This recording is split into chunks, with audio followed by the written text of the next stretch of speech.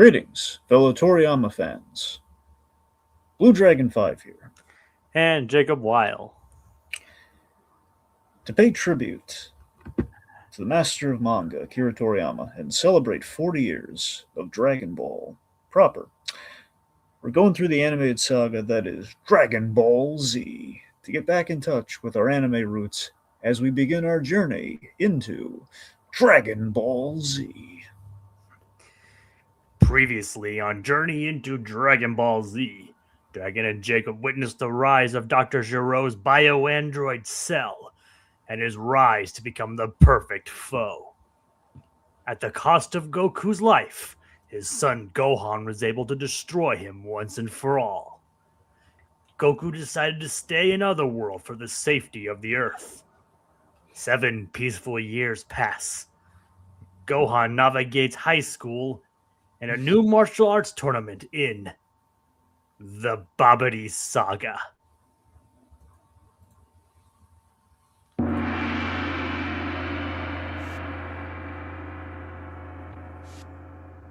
All right. Guitar riffs in there, we're set. What was that? A few guitar riffs. Dun, dun, dun, dun, dun, dun, we're all set. Yep. Yeah. So, here we are in part 6. Yeah. We've come quite a ways, haven't we, Dragon? Yeah. The penultimate made the penultimate arc. Yeah, pretty much, yeah. And think of how far we've come since we started the original Dragon Ball. Yeah, we've come a long way since Crazy Raditz, Crazy Uncle Raditz. That too. Yeah. So yeah, Dragon, why don't you start us off?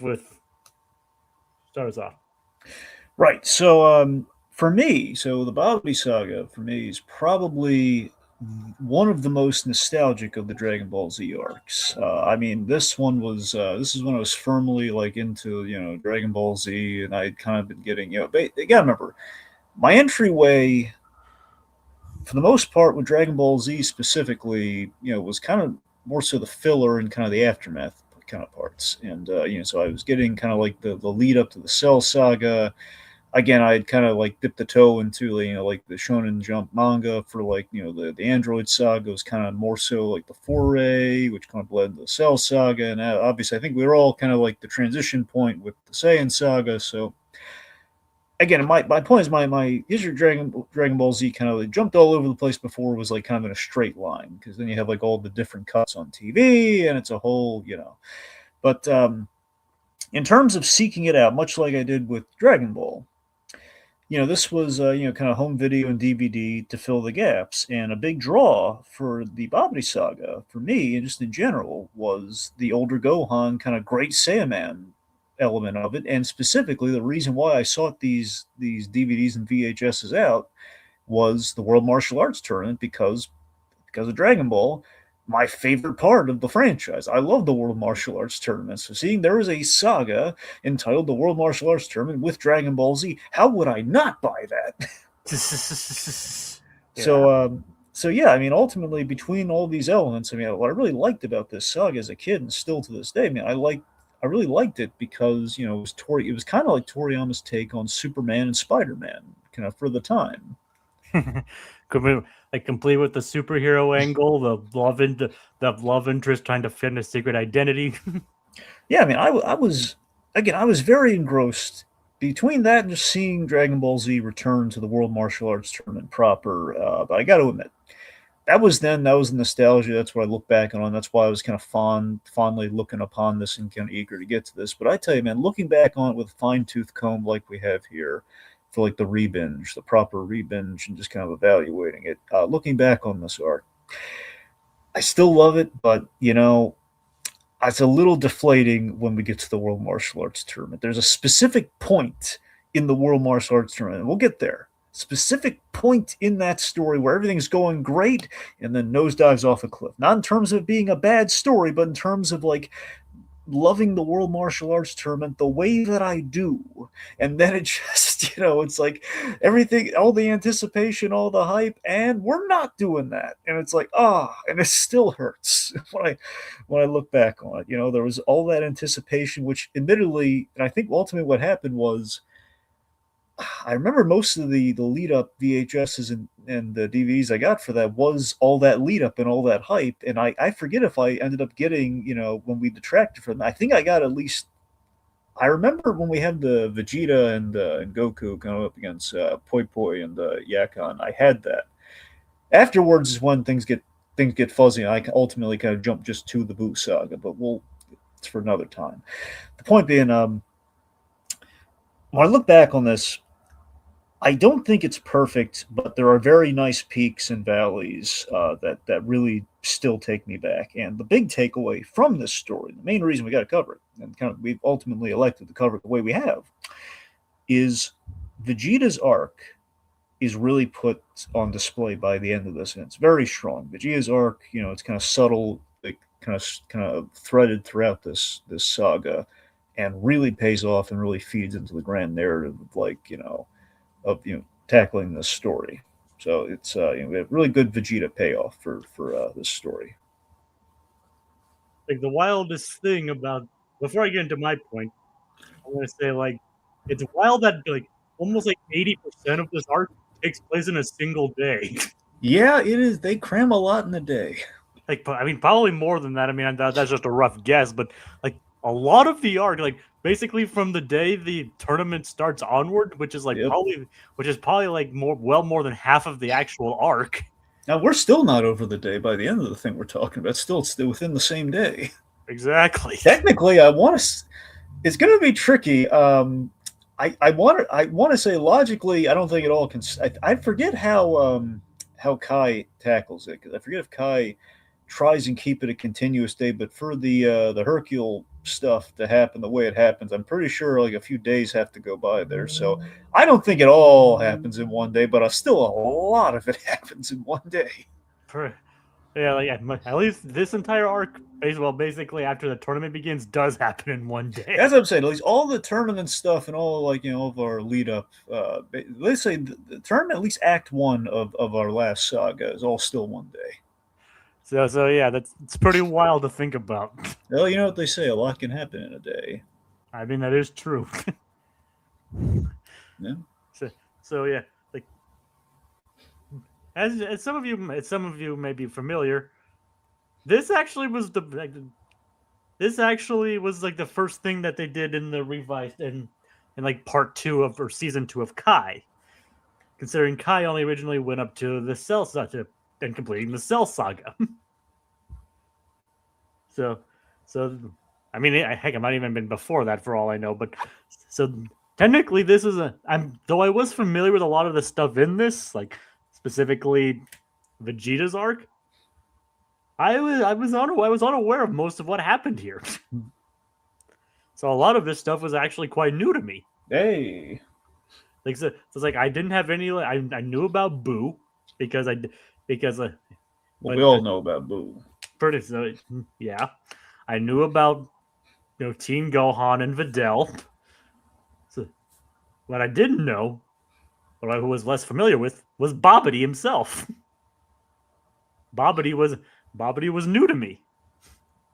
Now I had heard of him a long time ago when I was reading through about Dragon Ball Z, and I was talking and like the funny thing is I was actually reading about the song, like the song Bibbidi Bobbidi Boo. Yeah. And it mentioned that the characters in Dragon Ball Z were named as a reference to the song. That's right.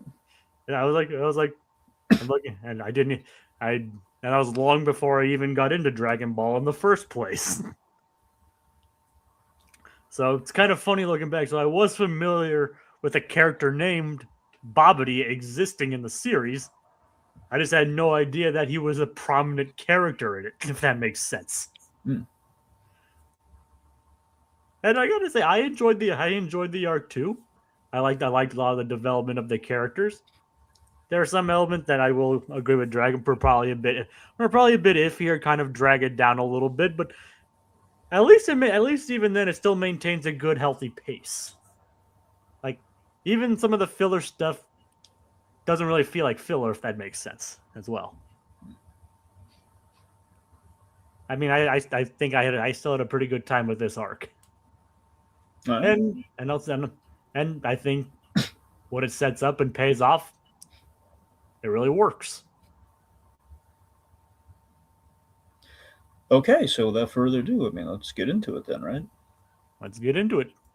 All right. So, speaking of the filler, so it's something it's an excellent place to start because this arc, I think, more than most, is more is more welcome to filler than most arcs. Most arcs is stall time, but I mean, a big thing that this I think the filler really strengthens this because our opening filler. So our opening filler is to me maybe almost like an afterthought of like, okay, we got to apologize for the lack of world martial arts tournaments somehow. So we have Otherworld tournament. yeah, so we're going to give them another world tournament. So again, that was the other world tournament was another like another fillery kind of DVD impulse buy with Dragon Ball Z. Like, oh my god, more tournament, yes. Plus it does give Goku something to do in Otherworld. Yeah, so that's the thing. So the way we ended things off. So Goku and King Kai and company, they were without a planet, and they're just like, well, where to now? Well, I guess we just we're hanging out in Otherworld. Let's visit the Kai. So we do. So I love this filler because it helps keep Goku in the story before we change things up with our protagonist and we kind of hand the reins over to Gohan for a while. And it also introduces the concept of other Kais. That is, so this whole all the other world tournament stuff, this is all complete filler for the anime, but it's really good filler that does actually help foreshadow things that pay off. This is like filler that actually ties in not quite nicely versus filler that like fake Namek, which we hate. We hate fake Namek. At least we have T-shirts that say we hate fake Namek. It's a whole and even then, it does kind of sometimes harken back to even like some of the gag stuff. It does, yeah. It's some of the characters are actually kind of what I can totally see Toriyama coming up with. Oh, for sure, absolutely. A lot of our gag matches. Exactly. So that's what I'm saying. So overall, I mean, we have like Goku in the story, and we're making up for the lack of main tournament later on. So it's very helpful to the story, I think. And plus, Goku got to fight some pretty cool enemies in there too. So with Jack, I want to say I don't know if they were all done by Jack Pacific. I think they were, but Jack Pacific was the action figure line that did the Dragon Ball Z figures. As a kid, here's the thing: I remember putting in the VHS tapes, and for Dragon Ball, they would advertise like get the action figures for Dragon Ball, specifically Dragon Ball. You had Goku, Yamcha, and Krillin. It was very simple, very bare bones. And it was like, oh my god, yes. And every time you go to KB Toys, just to show you where we were in the era, you're back when KB Toys was still around. Yeah, I miss KB Toys. I do too, man. It was great. And I would go there specifically, trolling the aisles for the Dragon Ball figures, and I would only find Dragon Ball Z. And it was like, well, there's Bulma, so it's close, I guess. It's like Bulma with a different haircut, but it's like Goku, but he's older Goku. And again, I told you historically, I was, and still to this day, a little bit with Daimia, but we'll may or may not cross that. But I don't know. But I've always been a stubborn Dragon Ball fan historically, which is why I was always kind of late to the party with Dragon Ball, in which I love Dragon Ball. It was like nothing will ever top this, and then you realize, oh my god, Dragon Ball Z essentially is Batman Beyond. This basically Dragon Ball is Batman the Animated Series to what Dragon Ball Z is Batman Beyond to Batman the Animated Series. Like, oh my god, why did I not see the writing here? It's the same story, just in the future. It's like a scene. If here's the thing, had I been able, I feel as a kid, if I were able to like binge watch the way we can today, or had all like access to all the DVDs at once, because you got to remember, way back they made things really pricey with the individual DVD sets. Like you had like 3 to 4 episodes per disc that they sold separately for the 291 episodes. That is a lot of Dragon Ball Z, and like let alone Dragon Ball is a lot more manageable, but still, like had I had that option, I could have gotten all the way to the end of the World Martial Arts, the 23rd World Martial Arts Tournament, then realize like, oh, okay, so that's a direct lead up to Dragon Ball Z. Had I had that, who knows what would have happened. Yeah, but even to this day, the physical releases are all over the place. That is true. That is a whole sticky wicket in itself. Thankfully, the original Dragon Ball is a lot easier to get your hands on.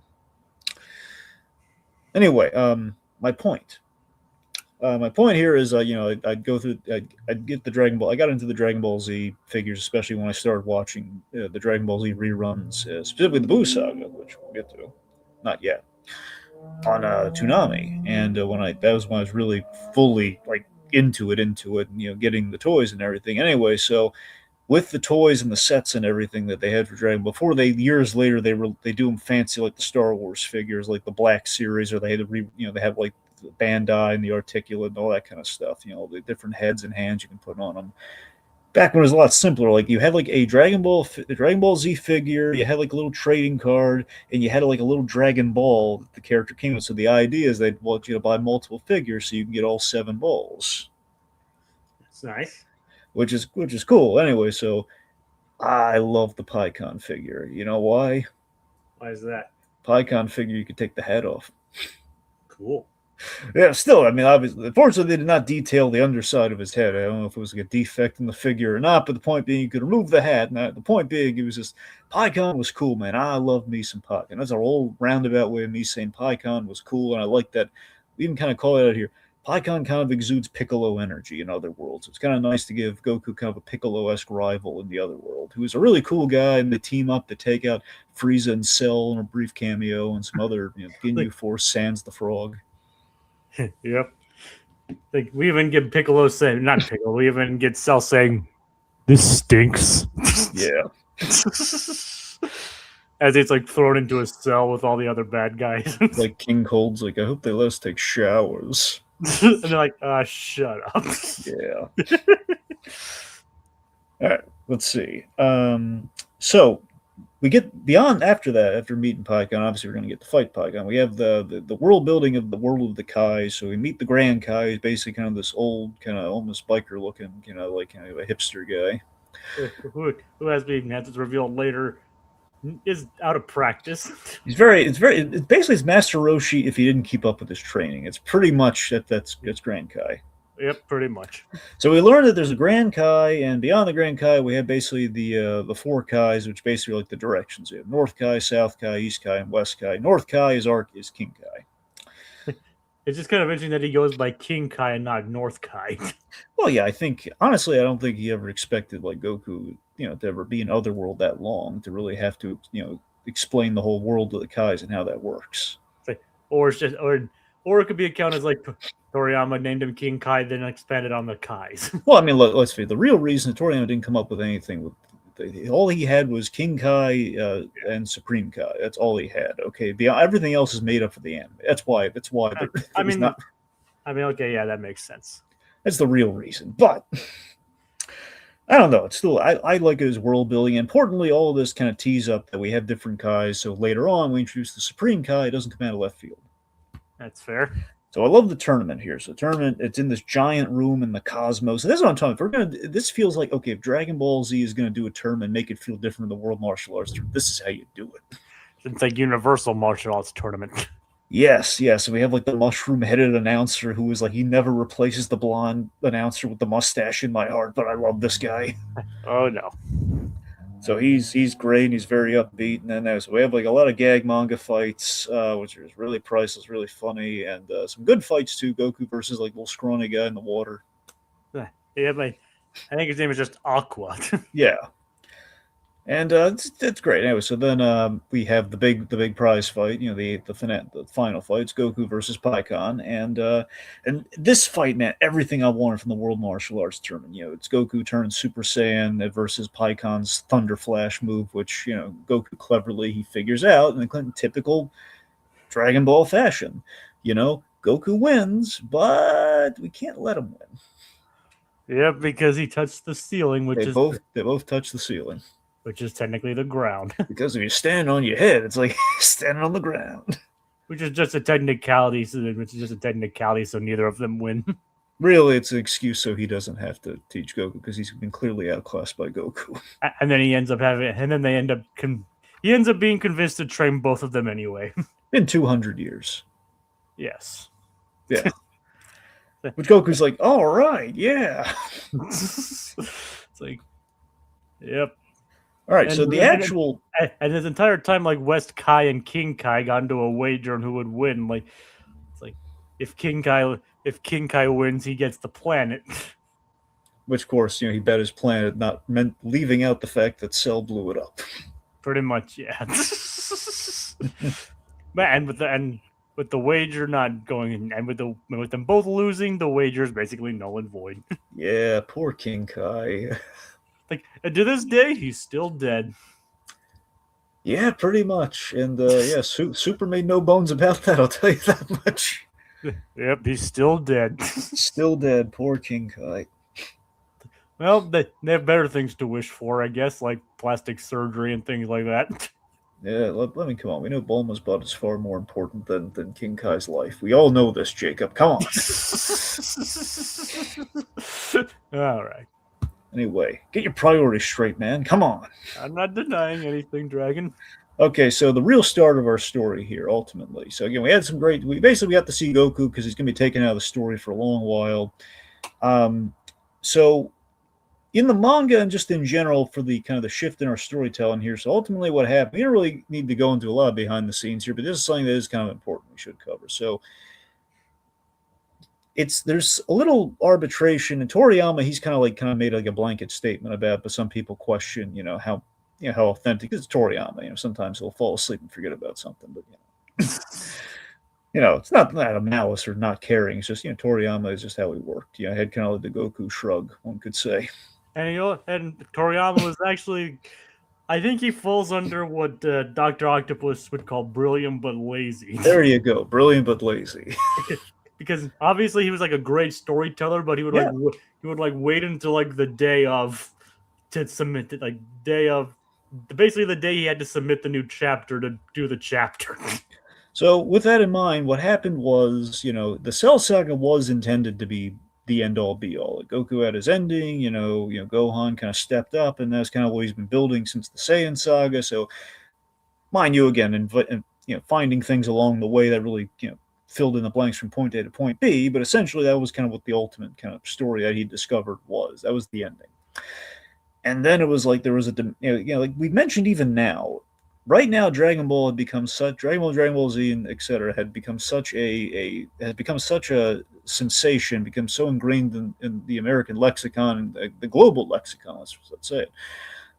In Japan, if Dragon Ball were to go away suddenly, a machine gets turned off, and essentially Japan gets plunged into chaos, economically, and just God knows in how many other ways, like morale, just everything. Chaos happens if the Dragon Ball machine gets turned off suddenly. So, this was like, I want to say this was the beginning of that realization. Oh boy. I mean, I'm not joking. I mean, I haven't looked into it thoroughly, but I have heard people like estimate that there really is like kind of an economic thing with Dragon Ball's popularity overseas, which is why they're still turning out Dragon Ball and why it kind of has never stopped. Well, I can see that. Anyway, but back to this. So essentially, there was an ending, but there was an outcry, and people wanted more. And eventually, Toriyama, he came back. But then it was the question of like, okay, well, if I'm coming back, the direction I was kind of leaning in was Gohan would, we passed it off to him, the next generation. So it would be Gohan's story. And as we get into it, it is Gohan's story, but then ultimately becomes Goku's story again. Now, a lot of people speculate. Toriyama's kind of blanketly said, I think he's blanketly said, I tried Gohan, didn't work, went back to Goku. That's ultimately it's kind of usually how he sums it up. Where basically, he tried some with Gohan, it just wasn't working story wise, and and I think the reason, presumably, reading between the lines, a lot of people speculated it's because Gohan's what you would call a reactionary character. He's not really like a driving force character, and that's kind of maybe ultimately why this whole arc, Gohan's reacting to other characters and being blackmailed, and he's great and we love him, and he bounces off the characters very well, but he's always been kind of at his core a supporting character. It's not that he doesn't have lead character charm; it's just that he putting things into play in a main plot that he basically doesn't want to have a part of kind of complicates things. That's kind of the vibe I've been kind of getting. Yep. Anyway, so just to talk about the actual stuff. And so 7 years later, we have an older Gohan. I always say adult Gohan, but technically I have to remind myself, well, he's not an adult yet. It's high school era Gohan. Basically, like he's supposed to be like 15 or so years old. I mean, look, it's also been fully admitted they botched the age on Gohan. So technically, I think Gohan's like 16 or 17. He feels 17. I think technically for the high school thing to work, he has to be 16. I don't know. He looks like he's 17 at being generous. I don't know. Yeah. I mean, not that it really matters. It doesn't matter at all. You're right. Like, basically, We don't care. Exactly. So I love this era of Gohan. By the way, he's very underrated, and also I love that we had the narrated older, basically Kyle Hebert doing the voice of Gohan. yep, he's narrating himself.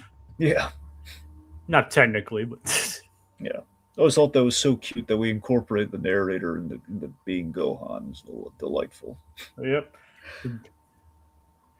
I mean, I always liked older Gohan. This is great. Teen Gohan, yeah. Yeah. Like he always felt like a teen at the end of the Cell Saga, but technically he's still a kid, so it's always Yeah. I mean, it doesn't help that he was a lot bigger and he was pretty big in the Cell Saga as well. Plus, he technically starts off as a 4-year-old, so it's kind of hard to say. Yeah. Anyway, so and he inherited the Nimbus. Yes. So after all he's been through, he still has the innocent heart. Which is nice. Yeah, so again, it's just great doing a superhero story in Dragon Ball to in a way, with kind of Gohan what he's doing here. Yep, and like he won. Like at first he just stops a bank robber by going Super Saiyan. He didn't even really need to go Super Saiyan for it. Yeah, and it's probably better that he didn't. Well, I think he did it more because it was a disguise. Now, Rami, Jacob, did you end up getting through the first season of My Adventures, or just Superman, or just the first episode? I got through the first season. Okay, good. Don't you feel, especially with that first season, do you see a little bit of the anime influence with with kind of like the old kind of this great Saiyaman stuff, just a little bit with that? I do, yeah. Like it always felt like it's dragging. Goku and Superman in later years have become kind of synonymous with each other, and the age-old question who would fight Superman and Goku, and it just feels like this did feel the closest. And Toriyama did have a love of Superman. We saw that in some of the gag manga bits with Superman. We had I forget if it was just Super Duper Man. It was the short, stocky Superman parody and we saw him pop up in the Dr. Slump. From Dr. Slump, and when we did the detour in Dragon Ball in Penguin Village, so all that anyway. So as clear as I love the Superman, this did feel a little bit like a love letter to Superman and stuff that years later become very relevant when they're doing an anime take on a Superman. So it's Gohan in a pinch doing the right thing. He turns Super Saiyan and becomes the Golden Warrior, which is oh no, this is attention I don't need. Yep, and somebody spots him. Yeah, so we should also mention in our world building here the city neighboring the mountains where Goku's family lives. It's Satan's City. No, it's not demonic. No, it's named after Mr. Hercule Satan, and it's the idea that Hercule he got all the glory from the Cell games. He's sick because Dragon, it's because he saved the world. Like the rest of those punks just did a bunch of tricks. I'm the one who defeated Cell. God. So just really funny. So Hercule got all the glory, and just an endless punchline in Dragon Ball that Hercule, the guy who can do absolutely nothing, he couldn't even win the 21st World Martial Arts Tournament. Let's be honest. Yep, pretty much. He is obviously strong. He's a strong human. Don't get me wrong. Yeah, but he probably wouldn't be able to win. Oh, for sure. I mean, look, he could win Here's the thing. He did win a tournament. He won a tournament with no other competition whatsoever, but he won. I mean, we don't know the first tournament that he actually won legit. That's the thing. Well, we flash back to it. Well, I think that is an anime original creation. No, you're right. It is. But based on that, we imply, okay, in the years between 23rd and now, he won at least once. and he did win legitimately. So He did. he does have skill. Yeah, I think he wins just against normal people, against like the fighters. Before Goku shows up on the scene, he would win anytime. Pretty much, yeah. Yeah. So, Had, so, had had had Dragon Ball never had we never gotten the tournament saga, or at least like Goku entry, if he just missed it, Hercule would be a different story. I mean, Hercule. I mean, Mr. Satan would like very well fit within the original Dragon Ball. He would like totally show up. He would totally be like one of those guys that could show up to like the World Martial Arts tournaments in the original Dragon Ball, and nobody would bat an eye. Yeah. So, and just having that blow that's kind of blowhard, like you can't just help but love him. You know what I mean? Well, of course. All right, so Gohan's dealing with some identity issues here. So again, he becomes a Golden Warrior in a pinch. So we got to take the attention away from that. So it gives birth to his new alter ego, thanks to Bulma making him a costume. Which I always loved how his costume could be put on by the push of a button. I mean, it makes sense from considering Bulma made it. And the capsule tech, it was capsule tech economized into a watch, which is great. It's like, and so he becomes the great warrior of justice, Saiyaman. The Great Saiyaman. Yep. Got to be the Great Saiyaman. He becomes the warrior of justice, the doer of good, the great Saiyaman. So with the Great Saiyaman, it's my own headcanon, I guess. I love to think that, the way Gohan poses and everything, he picked that up. It's a combination of he picked it up. The posing gimmick is from the Ginyu Force, from his time on Namek. It's where he picked it up from. Which in turn is a reference to Super Sentai. Yeah, well, exactly. I'm sorry. In general, it's in general it's Sentai, but the where he got it from in show, it's probably the Ginyu Force, just being on there, just seeing these ridiculous poses that these guys are making. It probably wormed its way in there, and I think the reason he's doing it, I think he's hamming it up to be like Mr. Satan, basically, and like obfuscate the fact that it's him. Yeah, he's trying to disguise the fact that it's him. He's kind of borrowing like the execution from the Ginyu Force, but ultimately it's kind of maybe either, I think it's a perception of like, well, the way people look at heroes in this town, they're like Mr. Satan, who's like an idiot blowhard who seems like he can't fight. So I'm gonna be, it's kind of like he's the more likable version of Mr. Satan in a sense. Not that Satan's unlikable, but like what if he were more humble? He's the more humble, corny, earnest version of Mr. Satan. Like, and I think and at this point, I think Mr. Satan is the kind of guy like you can't kind of love to hate him. Like it's like yeah, you think you can't do it. You just can't hate the guy. No. So yeah, all that's just gold. Just like him as the Great Saiyaman, like posing and all this is funny. I always loved the design of the Great Saiyaman. By the way, it was fantastic. I love it. I love the orange helmet more though. It's deliciously dorky. Yes. and from what I read, it doesn't appear in Superhero at all. Unfortunately, no. That's a missed opportunity. It is.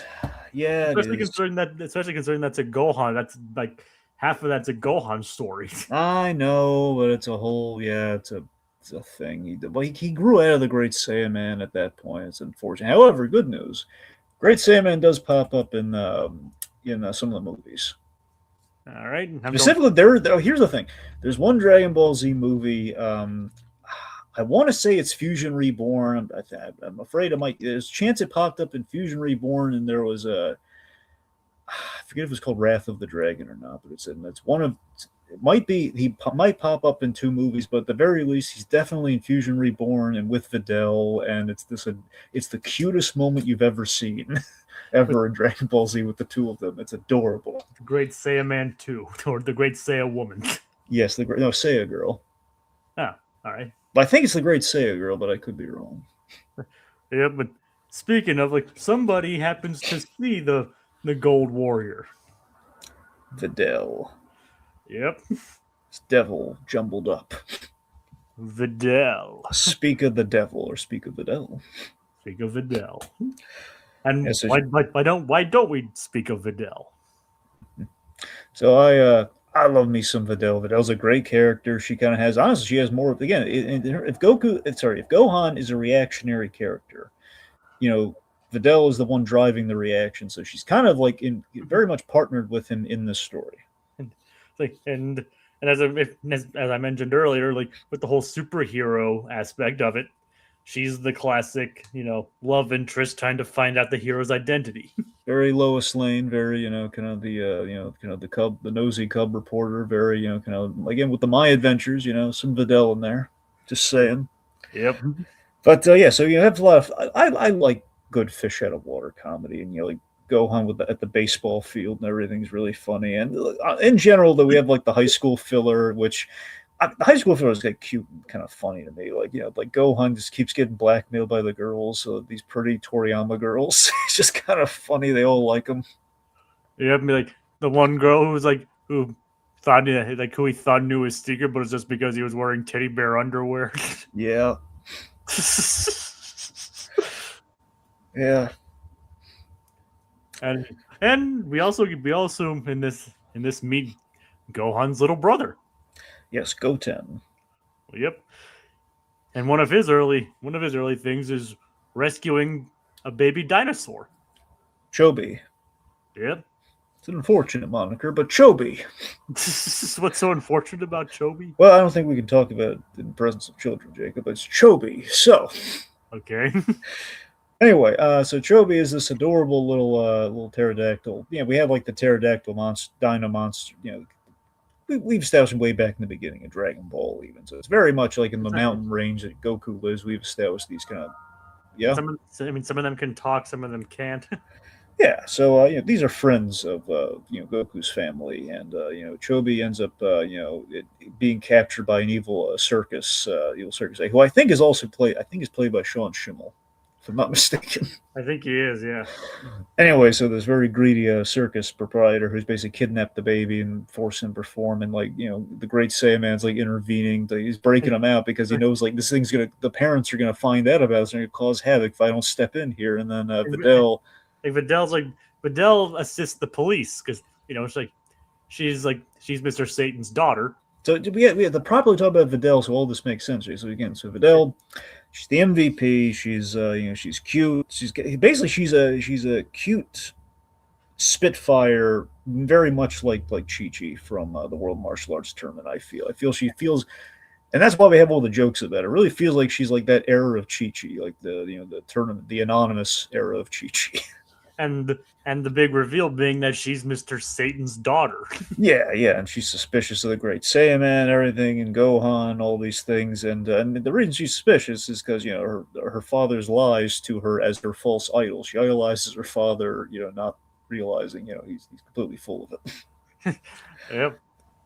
So again, it's the idea she's very smart, and yet Yep.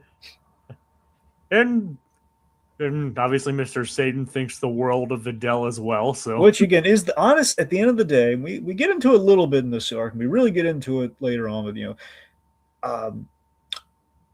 Hercule. His big redeeming quality is that he does truly love his daughter, and he cares about what his daughter thinks. Yeah, like it can be said that probably a lot of this is because of his daughter. Yeah. But also, he is even she calls out he's a womanizer, and the mother is presumably out of the picture, and he's she does want to see him get beat, which is Gohan's in, which he's looking forward to with the tournament. But we'll get there. Yeah, but it's like she gets suspicious, trying to figure because apparently the Golden Warrior had the school button. Yep, and again, I love Gohan's uniform. By the way, I love the school outfit on him. It is nice, yeah. And so she begins to think that maybe the Golden Warrior and the Great Saiyaman are one and the same. Yep. So she lives up to what her father should be, by the way, which is just really cool of her. Like she's everything that her father is pretended to be, like the hero of the city and everything. Basically, okay, here's the best summarized Videl. Videl's basically Kim Possible in Dragon Ball Z. I was about to say she's basically an action hero. She's basically Kim Possible. She has almost as if Wade were contacting her or something. It's like what's the sitch? She's like the police rely on her. Yeah.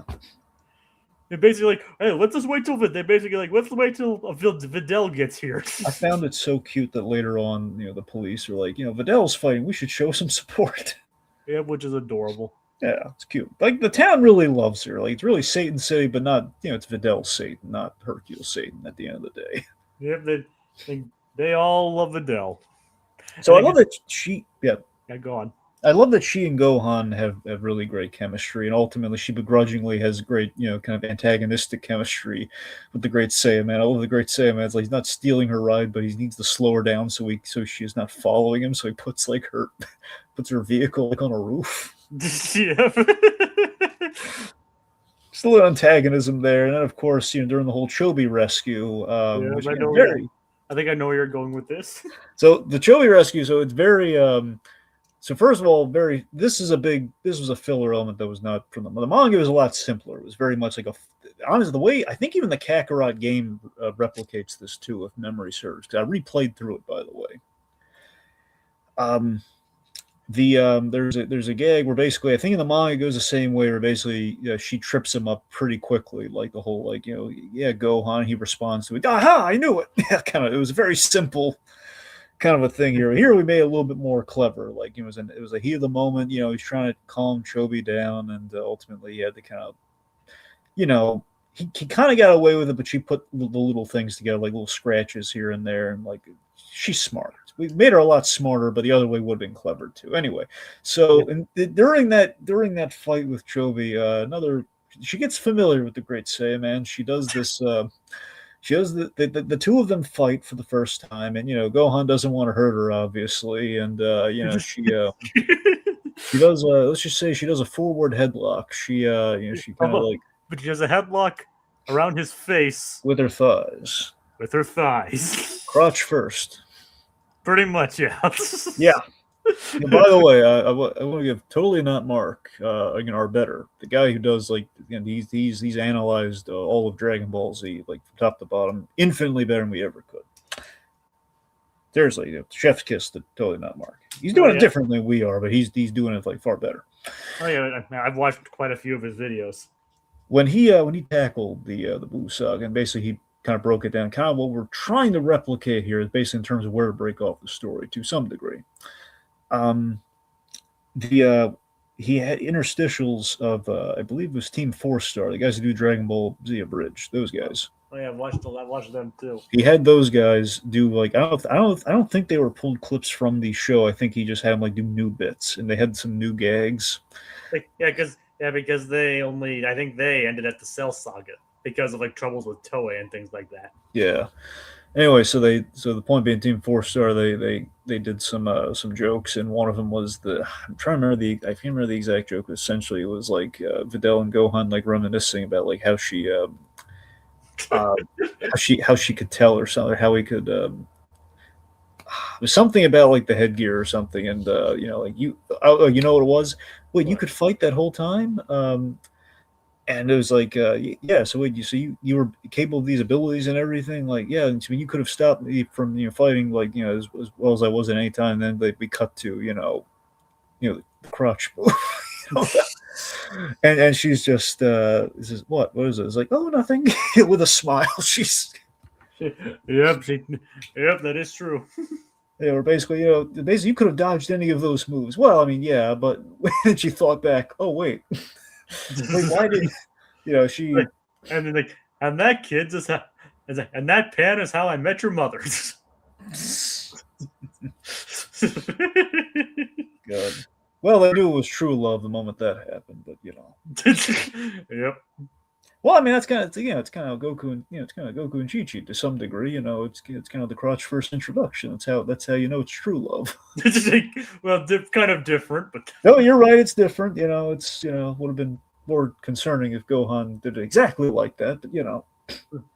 But well, I guess it's actually kind of less concerning considering she's a bit older. Okay, you're right about that. Yeah, still would have been inappropriate. So either way, it's not. I mean, at least with Goku and Chi-Chi, there's like the element of innocence to it. Well, the important thing here is Videl initiated. Anyway, so okay, I'm gonna move on from this conversation for a bit. The point, the point being, it's a funny joke. It's always a funny moment when they actually like, oh wow, she's in. And I guess you could say like father, like son. Yeah, it's a cute joke. That's all I want to get across there. Only in the anime, though. That did not happen in the manga. No, it didn't. That's why. See, not every we don't get all the goodies in the manga, kids. Nope. All right. So point being, after the headlock, his identity is discovered. Because of a scratch on his cheek. The how you doing headlock, we'll call it. Yep, let's just call it that. Yeah. All right. So in Tori, so in basically in Toriyama's world, Black, um, sorry. Anyways, basically in Toriyama's world, that's that's how the identities get discovered. Yep. Yes, you Pretty- get. Yeah, Yep. it's basically in Toriyama's world. It's you get blackmailed for flying lessons, and that leads to true love. That's how it works. Yep. Okay. Well, it is pretty much said that Saiyans do like strong women. We cut to Piccolo just having an over the top reaction. Everything makes sense. That explains everything. Oh God. I'm not joking. Real clip from the show. Yep. Anyway, so again, I think there's a lot of great Chi-Chi versus Videl comedy too, where like they're having lunch together, and just the idea of Chi-Chi initially they're very standoffish, where she thinks you're here to like make moves on my boys, like you're trying to do naughty things at my boy, like no. And then once she learns that she's the daughter of Mr. Sage, like, yes, please get with my son. God. basically, when she learns that Videl's rich, like, yes, please get with my son.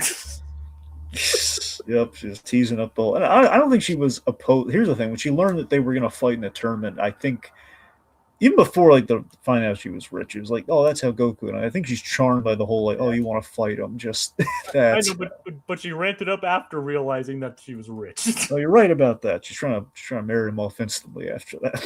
Like, yep, but she does reminisce that is pretty much how Goku. I mean, he literally proposed to her at the World Martial Arts Tournament. But again, like seriously, in Toriyama's world, it's just kind of funny that we have like like these really bizarre ways in which true love does to kind of take hold like that. Well, and we'll never understand how Bulma and Vegeta's to happen. No, we won't. No, but it does, and he makes it convincing somehow. man. So poor Gohan just getting caught in the middle of them too was just also endlessly funny. Got caught in the middle. His overprotective mother, and his quote unquote girlfriend. Yep. Even though at that point she's not his girlfriend. Yeah, but she clearly has it bad for him. Though, let's be honest. Oh yeah. No girl attacks you that way unless she really likes you. And it's like quote unquote flying lessons. Yeah. Like I can imagine a Team 4-star joke where it's like, so what are you and Videl doing today? Flying lessons? Oh, I enjoy your flying lessons. Mom, it's not like that. I mean, that kind of happened in the show. Pretty much. I mean, Dragon, how much of a bridge did you watch? Not barely any, ever. But you're at least familiar with it. I mean, I'm familiar with it. I mean, I never really, unfortunately, I never really watched the bridge. I saw the clips in the Totally Not Mark stuff, and historically, I've seen a few from the beginning, but that's about it. Don't get me wrong, it is funny, but the problem is like people tend to treat some of the stuff in there as canon. Yeah, that's when it's like when they forget like the fundamental rule that's spelled out in the beginning, like it's a parody. Yeah. So, but that joke kind of does happen in here with this. Pretty much. So anyway, so this is something you kind of brought up, Jacob. So you got your answer here. So we learn how people fly in Dragon Ball Z. How did you feel about it? I mean, it's a satisfactory explanation. Like reaching into ki, tapping into energy. Like anybody can do it with the proper know-how, kind of, and depending on how much energy you have. I love that he's stuck teaching his soon-to-be girlfriend, basically kind of his blackmailer and his little brothers. He's teaching Goten and Videl how to fly, and she's just so jealous of Goten. So the big thing with Goten is that Goten, the idea is he is far in a world where Goku is no longer around. He is kind of carrying the torch in terms of he's kind of Goku reincarnated to some degree, in which he's naive, he looks exactly like him, and he's innocent, and he absorbs moves like a sponge, like Goku did. And he's also Super Saiyan already. That's what I'm saying. Like he picks up like Goku in classic Dragon Ball. He picks moves up instantly. He's a very If fast study. if Kid Goku knew about Super Saiyans, he probably could have mastered that back then as well. Absolutely. I mean, when Krillin died the first time, he would become Super Saiyan. Yep. Like, so, yeah, Krillin had to die twice for Goku to become powerful. Yeah. It's amazing.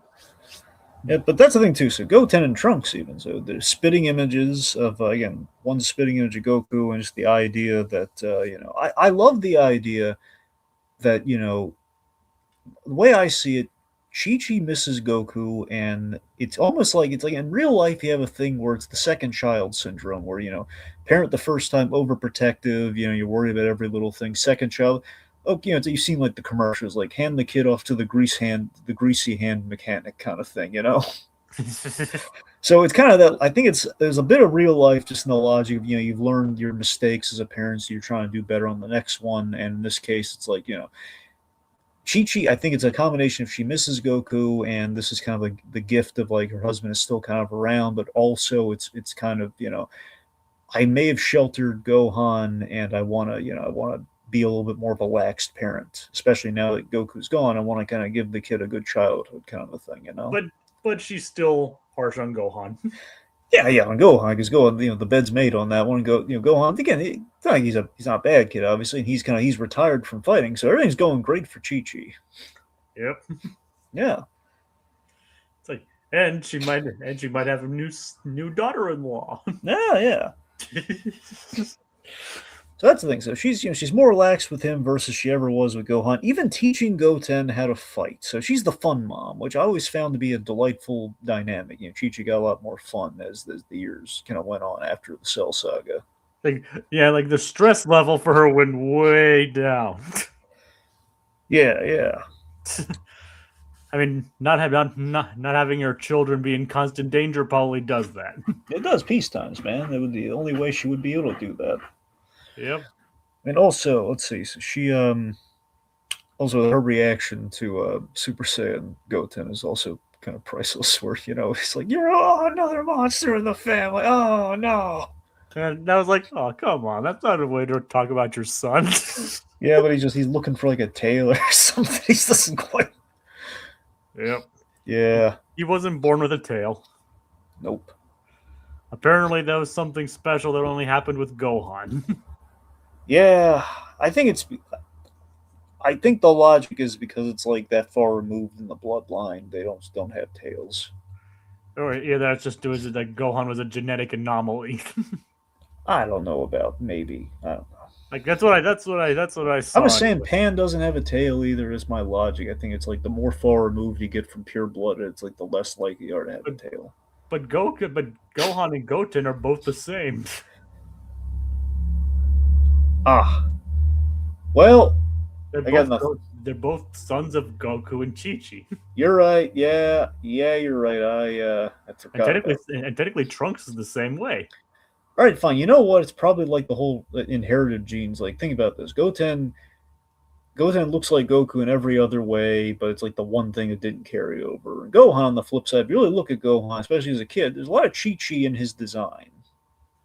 And he had the tail. And he had the tail, so there was a combination of the parents. So again, it's kind of the whole inherited genes thing. I guess that's how it works. Like it's like a Punnett square kind of thing. Yeah, sure. It's the only logic I can. What do you want from me, man? It's Toriyama logic. I mean, I'm just saying. Like apparently, from what I saw, he supposedly once explained that like it was like recessive trait or something like that. Like the trait passed on to Gohan, but not to Goten and Trunks. That makes sense. It's not really explained in the story. It's kind of like a word of God kind of thing, but still. Yeah. Like we have a comment from Little Blue saying, "Happy New Year, boys. Happy New Year, Eli." Happy New Year. So yeah. So genetics aside.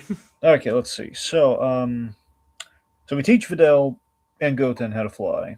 Well, Goten didn't take very long, and Videl is not very happy about that. Yeah. And of course, I love like Gohan's like, "Hey, can you ease up on the flying a bit so we can get to our training and everything? Just like again, she's gonna be here longer if you keep showing off." It's like do well but not good, I guess. Yeah. So on the flip side with Trunks, we should mention this. We should talk about Trunks a little bit here. Yep, we now have Kid Trunks. That's the thing, because Trunks is a year older than Goten because we had him during the Cell Saga, and yeah, he is. So again, it's a way of which you can't remember, Jacob. I think ultimately the reason we have Kid Trunks, aside from the logic of we'll still have a kid, is that people love future Trunks, man. They love him. And it was like any way in which, like, okay, well, I mean, he's so popular, we got to find a way to keep him around. I think it's why we gave, Kid Trunks. It's not that we kept him around. It's more like why we gave him the material that we give him. Why he's like the lead, kind of like, kind of leading the charge in all of our kid plots. People love, Trunks. Yeah. And we have this great gag in which we established that Goten transformed into Super Saiyan, and Vegeta learns this hilariously, like he's training and with Trunks. So the training for the tournament, which we'll get to in a whole tournament thing in a second. But the training for the tournament and in the gravity chamber. Yeah, and in order to keep basically with Trunks, like basically trying to figure out how, like, all right, what would you do in this situation, Trunks? And then he sees exactly what Trunks would do: go Super Saiyan. Yep, well, I guess I'll do it like you. So, what do you mean? He turns into Super Saiyan. Vegeta's like gobsmacked. Like what? Because he works so hard, harder than anyone in the history of the show to become a Super Saiyan, and it was like just like a kid, like a parlor trick. He just turned into a Super Saiyan, which he finds kind of insulting. I love it. But at the same, so first of all, the big thing with Vegeta and Trunks, it's really nice, and this does pay off majorly by the end. We should hit this beat. Basically he says like, if you can land a hit on me, I'll take you out to ice cream. We'll take you out to the park. Okay, well, hold on a second. That's not the bit I was talking about. All right, but we'll get there. That's great, though. We're gonna get there one sec. Okay. I just want to. We'll get there when we get there. Exactly. Thanks, Bob. So, my point is, after losing Trunks in the Cell Saga, after Trunks kind of died, and I think after all the experiences he had with future Trunks and kind of seeing the error in his parenting, and right now again, Vegeta doesn't really have he's kind of renounced fighting. He's kind of training to stay fit, but beyond that, he's been kind of listless. So he's been investing in family. So with that, I mean, he's again, we're setting up that Vegeta has grown accustomed to life on Earth and his family, and seemingly content. Really having a crushing midlife crisis that will kill a lot of people in an arena, but we'll get there. Yeah. But he is, he's trying to be, again, kind of like the whole thing with Chi-Chi and Goten. He's trying to be a better parent to a degree, or in this case, it's like he's training with Trunks versus like being stuck and reluctantly training with Trunks, like he did in the hyperbolic time chamber. He's kind of bonding with his son, and there's an opportunity for pride here. Yep. Even if he is a little bit exasperated that he became a Super Saiyan so young. And then then he wants to test the skill. There's, if you can land one punch, I'll take you to the park.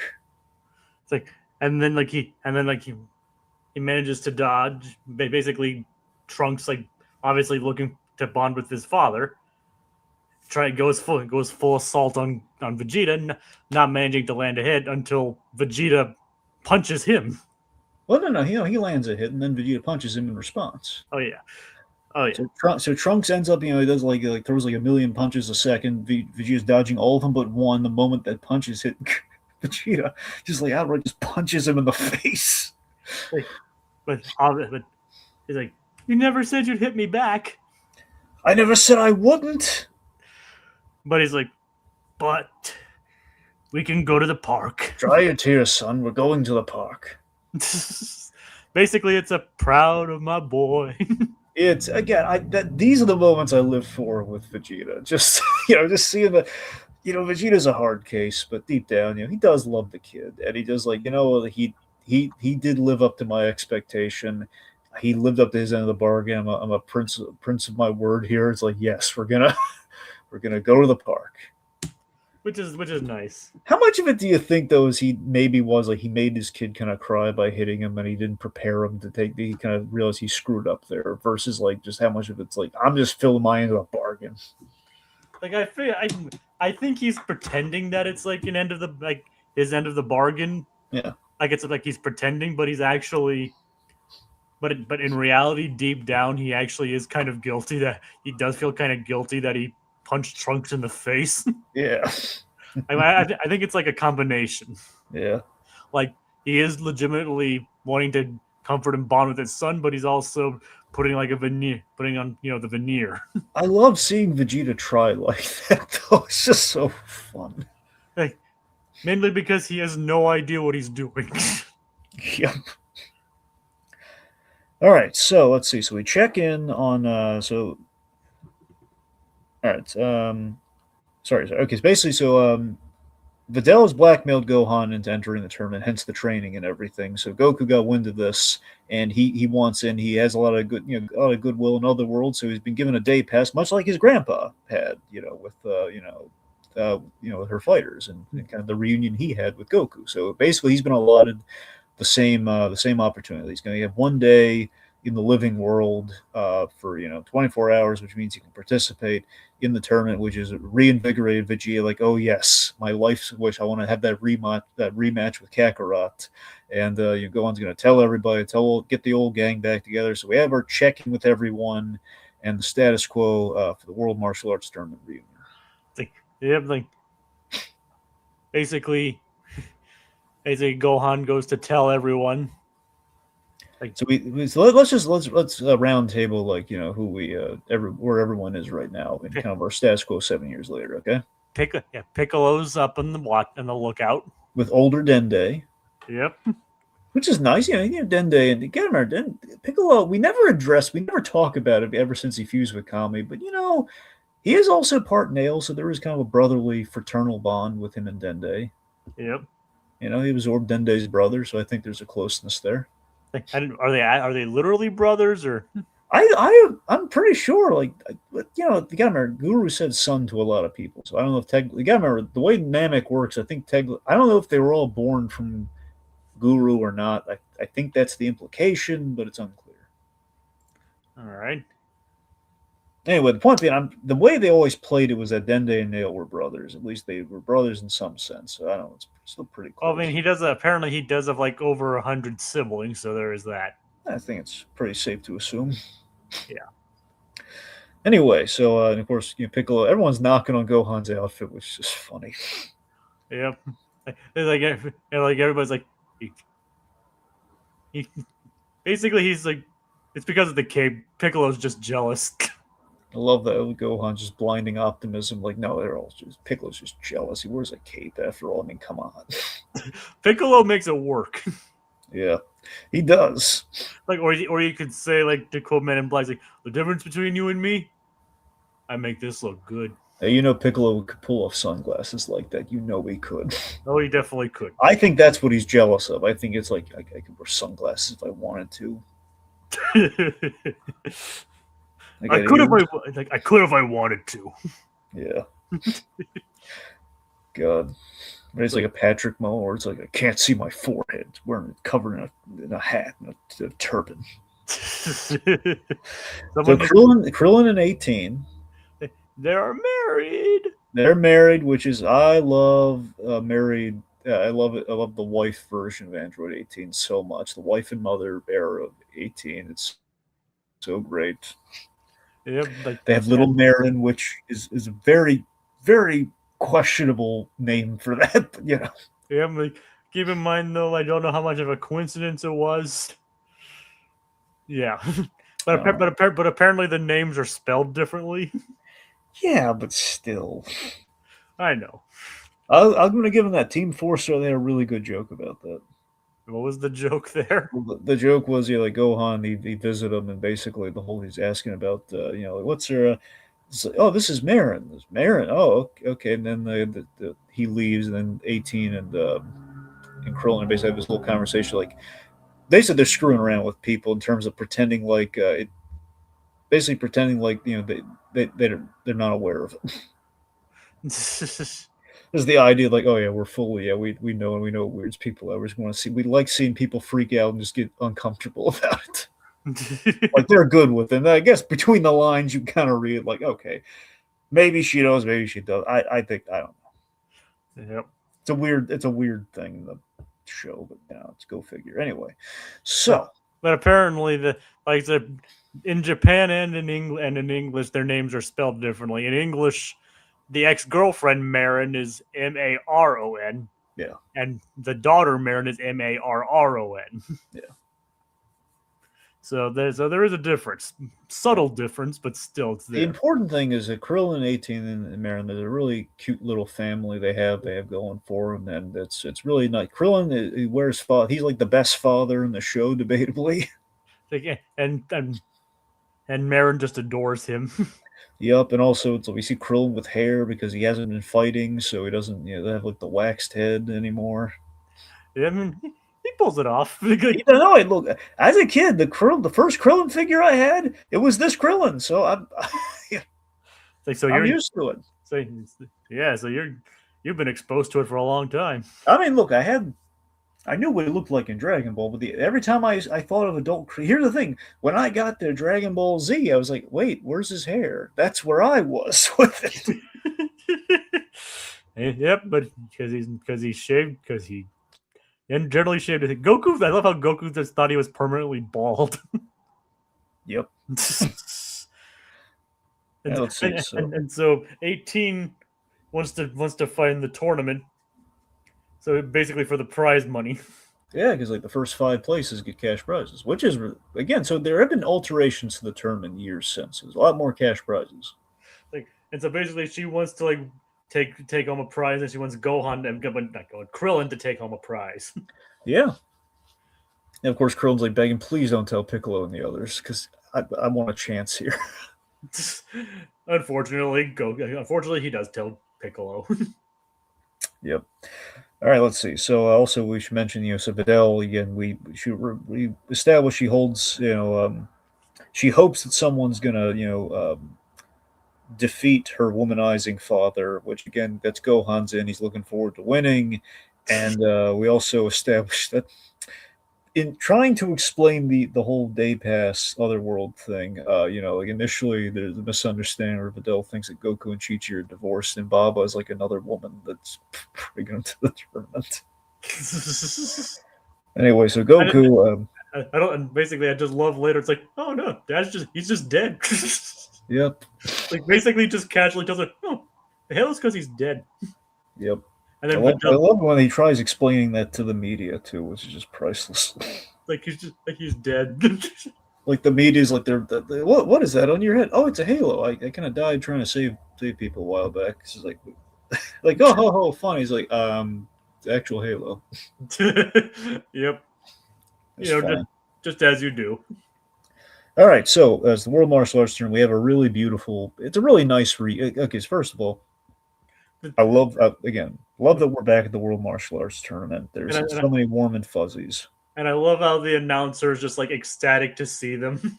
I can't. My favorite element of this whole this whole saga, man. I tell you, the scene where the announcer is reunited with his old friends is the biggest Dragon Ball throwback to me. And you remember, it's going to the show. Is in general with Dragon Ball Z, it's like the whole thing of like I'm there because of Dragon Ball in the first place. So it's like any throwbacks we have the classic Dragon Ball, and this is like the ultimate throwback. And it's so.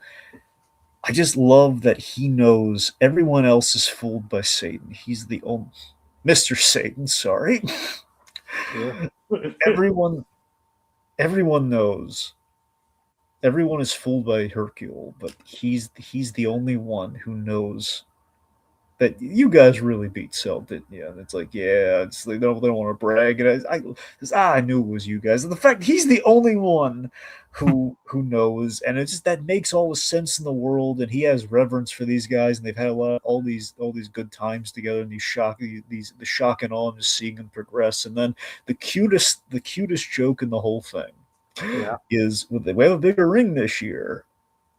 And he says to Piccolo and Goku, try not to blow it up, would you? Try not to blow it up this year, would you? And they says, we'll try. It's just, it's like, oh my god, it's like this beautiful little Easter egg to the 23rd martial arts tournament. Yes. Does he think he did? I forget. Does he actually remember that he's Piccolo, or just someone who looks like Piccolo? I mean, look, he recognizes everyone else. I'm pretty sure pretty sure he knows. I mean, remember, he's going as Mud Junior, which essentially is just Junior with an M. I think he knows.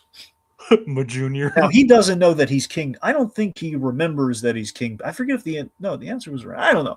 He may or may not have picked up on the fact that he's Demon King Piccolo Jr. In theory, he should know. I'd like to think he knows that Junior is Piccolo and that Piccolo is Piccolo. I think he got the cliff notes of what was going on there. At the end of the day, he took it to be like, okay, Goku gave this guy a sensu bean. He revived this guy, had faith in this guy, and he saw them all in the Cell game, so he knows Piccolo's a good guy now. I think he's okay with Piccolo.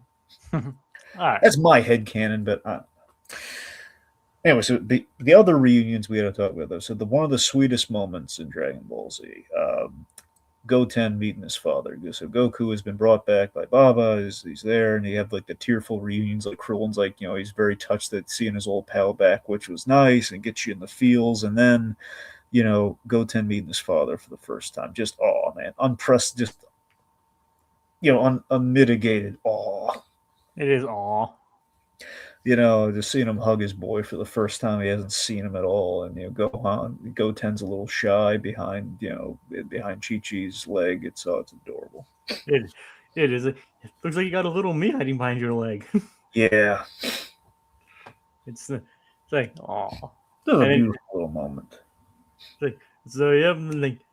So meeting his other son for the first time, which is adorable. That's what I'm saying. We're hitting all the beats, man. The tournament is the beginning of the tournament is where things are like at a zenith for me. Like, yes, this has all been great, and I'm loving all this. We have so we establish for the tournament. We have new rules. So in the time that is the 7 years plus that, well, honestly, the many years that have happened since the 23rd. There's a junior division which deflates Trunks, but there is a junior division. And we have a 30-minute time limit, which I think they learned from like all the time that passed during the original World Martial Arts Tournament. Yeah, when the fights went on for like days. Well, it's not pretty much, but that's a thing because you know what it is. I think it was a twofold thing with that. One, I think it was because we had the Jackie Chan Goku fight from the first tournament that literally went from like day to night. And then day again. Yeah, pretty much, yeah. And then we had the whole like what happens on the count of rain kind of a thing. Like we had like the tournament. I want to say went into we had like it used to be 2 days of a tournament. Like sometimes it went into 2 days of a tournament. But then again, I don't know if I'm just thinking of purely preliminaries with the 22nd. I could be wrong there, but I thought there might have been like a day-night thing. But so yeah, the 30-minute time limit does make sense, and it adds stakes. Yeah. All right. Also, it's basically it's maybe Toriyama's call of like, okay, we're not doing the Frieza saga. Okay, it's not going to happen again. Thank God. It can't happen again if it's a 30-minute time limit. We can't stretch it that far. Oh, just you wait. All right, so we some gags like we loop Goku in the whole like, hey guys, look out! There's Android 18. Like Goku, she's married to Krillin now. It's okay. It's like wait, if she's a robot, how did she make babies? Well, it turns out she's human. Yeah. And like Dr. Gero just remodeled her a little. Pretty much, yeah. I mean, Goku did ask a legitimate question. If she's a robot, how did she make babies? Again, this classic Goku. He's not trying to be, rude, but he's just kind of very blunt about it. Yeah. I just love the whole like off-screen thing too, where it's like, what can I hear? It's like, oh well, then congratulations, thank you. Just that summarizes their adult dynamics so perfectly. Where Goku just very earnestly says, that's great, Krillin, congratulations. And he's just like exacerbate, like thank you. Just finally, why couldn't you leave with that, Goku? I mean, basically, you don't need any more than that. Now, sadly, no TN, and we call it out here. It's like no TN. It's like and the thing is, like, from what I think it might technically still be in the next saga, but like Tien's absence is called out, but then like almost like 20 or 30 episodes later, he's like, whatever Goku's doing, he needs to stop. Yeah. And that's like the only time we see him in this entire thing. Yeah, it's a bummer, but See, unfortunately, yeah, it's kind of the last we truly saw of Tien was Cell Saga, but Yep, and he. it's why we gave him that great Tri Beam moment, though. The Tri Beam moment was, that was his big swan song. Yep. At least Yamcha made it to the stands to watch. Oh yeah, but it's Yamcha. Yamcha's like, well, we have Sabat anyway. Yep. It's like what's Sabat? So Sabat's just he's on a lunch break. Get him to do something. I mean, they could have at least. I mean, that's how they speaking of which they could have had Tien just watch from the stands. Yeah, but Tien would be. Here's the thing. It would be sad if like Tien trains and he would have actually. Plus, think about it. The reason I think really the reason Tien's not in the tournament is that he would have aced the punching machine, which we'll get to in a second. He would have aced it, but then it would have been a matter of okay, we if he's in the fight, then it's a matter of like we're adding time to the story we don't have, or it's going to detract because then we have like an actual competitor, Yeah. and then it would be a thing. Unfortunately, Tien at this juncture, he's kind of fallen into the Yamcha side of things, but he's better than Yamcha, so it's kind of Again, it's the classic: the humans can't keep up with the superpowered aliens. And that's really why Tien's not there. But there's other like story things too. But yeah, unfortunately, there's no room for Tien. There's no room for Tien at the end, I guess. Yeah. Like I said, in old days, it's the classic humans unable to keep up with aliens, superpowered aliens. Except Krillin, who's pretty much in the same boat, but we love him. Like, I mean, Krillin's like really the only one there because he's Goku's best friend. Plus, I think we've established Krillin debatably might be the strongest human on the planet. Like the strongest unmodified human. Yeah. Like because obviously 18 is stronger than he is. Well, yeah, that's the thing of Android. So. I said so. He's the strongest like pure human there is. Yeah. So. The real question is like who win a fight, Krillin or Tien? That's a fight I want to see. At this point, probably Krillin. I think Krillin, honestly. I think it would be Krillin. But remember, Tien has had all the training that Krillin has. So that would be an even match. I mean, Tien's probably at least like either tied or a very close second. That's the thing. Anyway, so the point being, it's a bummer that we just kind of wrote him out like that too. But And then like the most we see of him from that point on is just like Goku had better stop doing that. All right, so we get.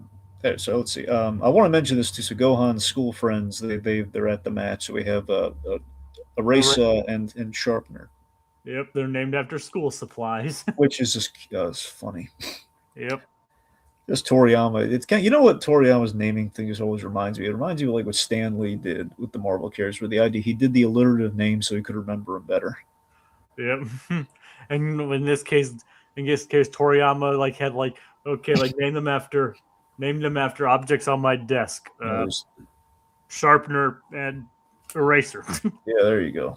It's like, or he names them after stuff in his fridge. Yep, or an underwear drawer. Yeah, that too. Yeah. Or devils. True. Yeah.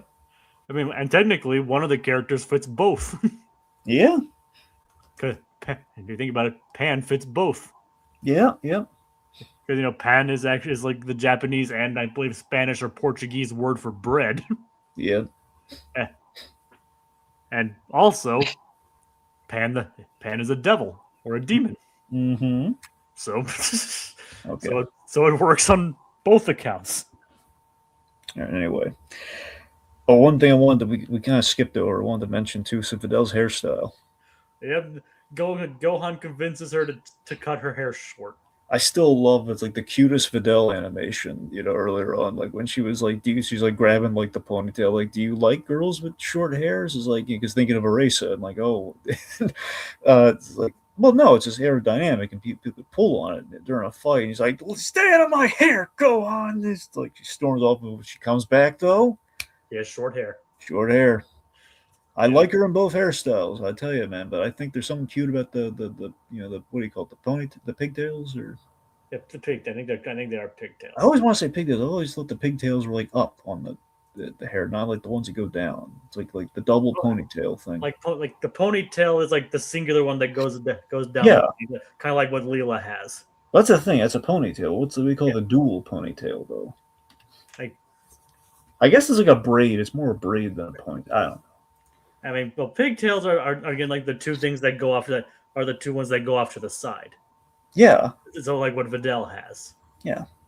or like I'll have to look up what the difference between like pigtail versus double ponytail. All right, anyway, But as yours, the point being, the long hair I think looked really nice on her, but also there's something to be said for the short hair, which again, a lot of my Adventures Superman these days with like the short hair, Lois Lane type. and apparently pigtails are just two separate ponytails. So that's a pigtails is accurate then. Yes. Okay, well there we go, the pigtails then. Yep. But that's the same. There's like just one is a ponytail, two of them on the sides of the head, pigtails. As pigtails can go anywhere though, but as long as there's two of them. I think it's like two on the side of the head, Yeah, two on the side. like up to an opposite. Well, either way.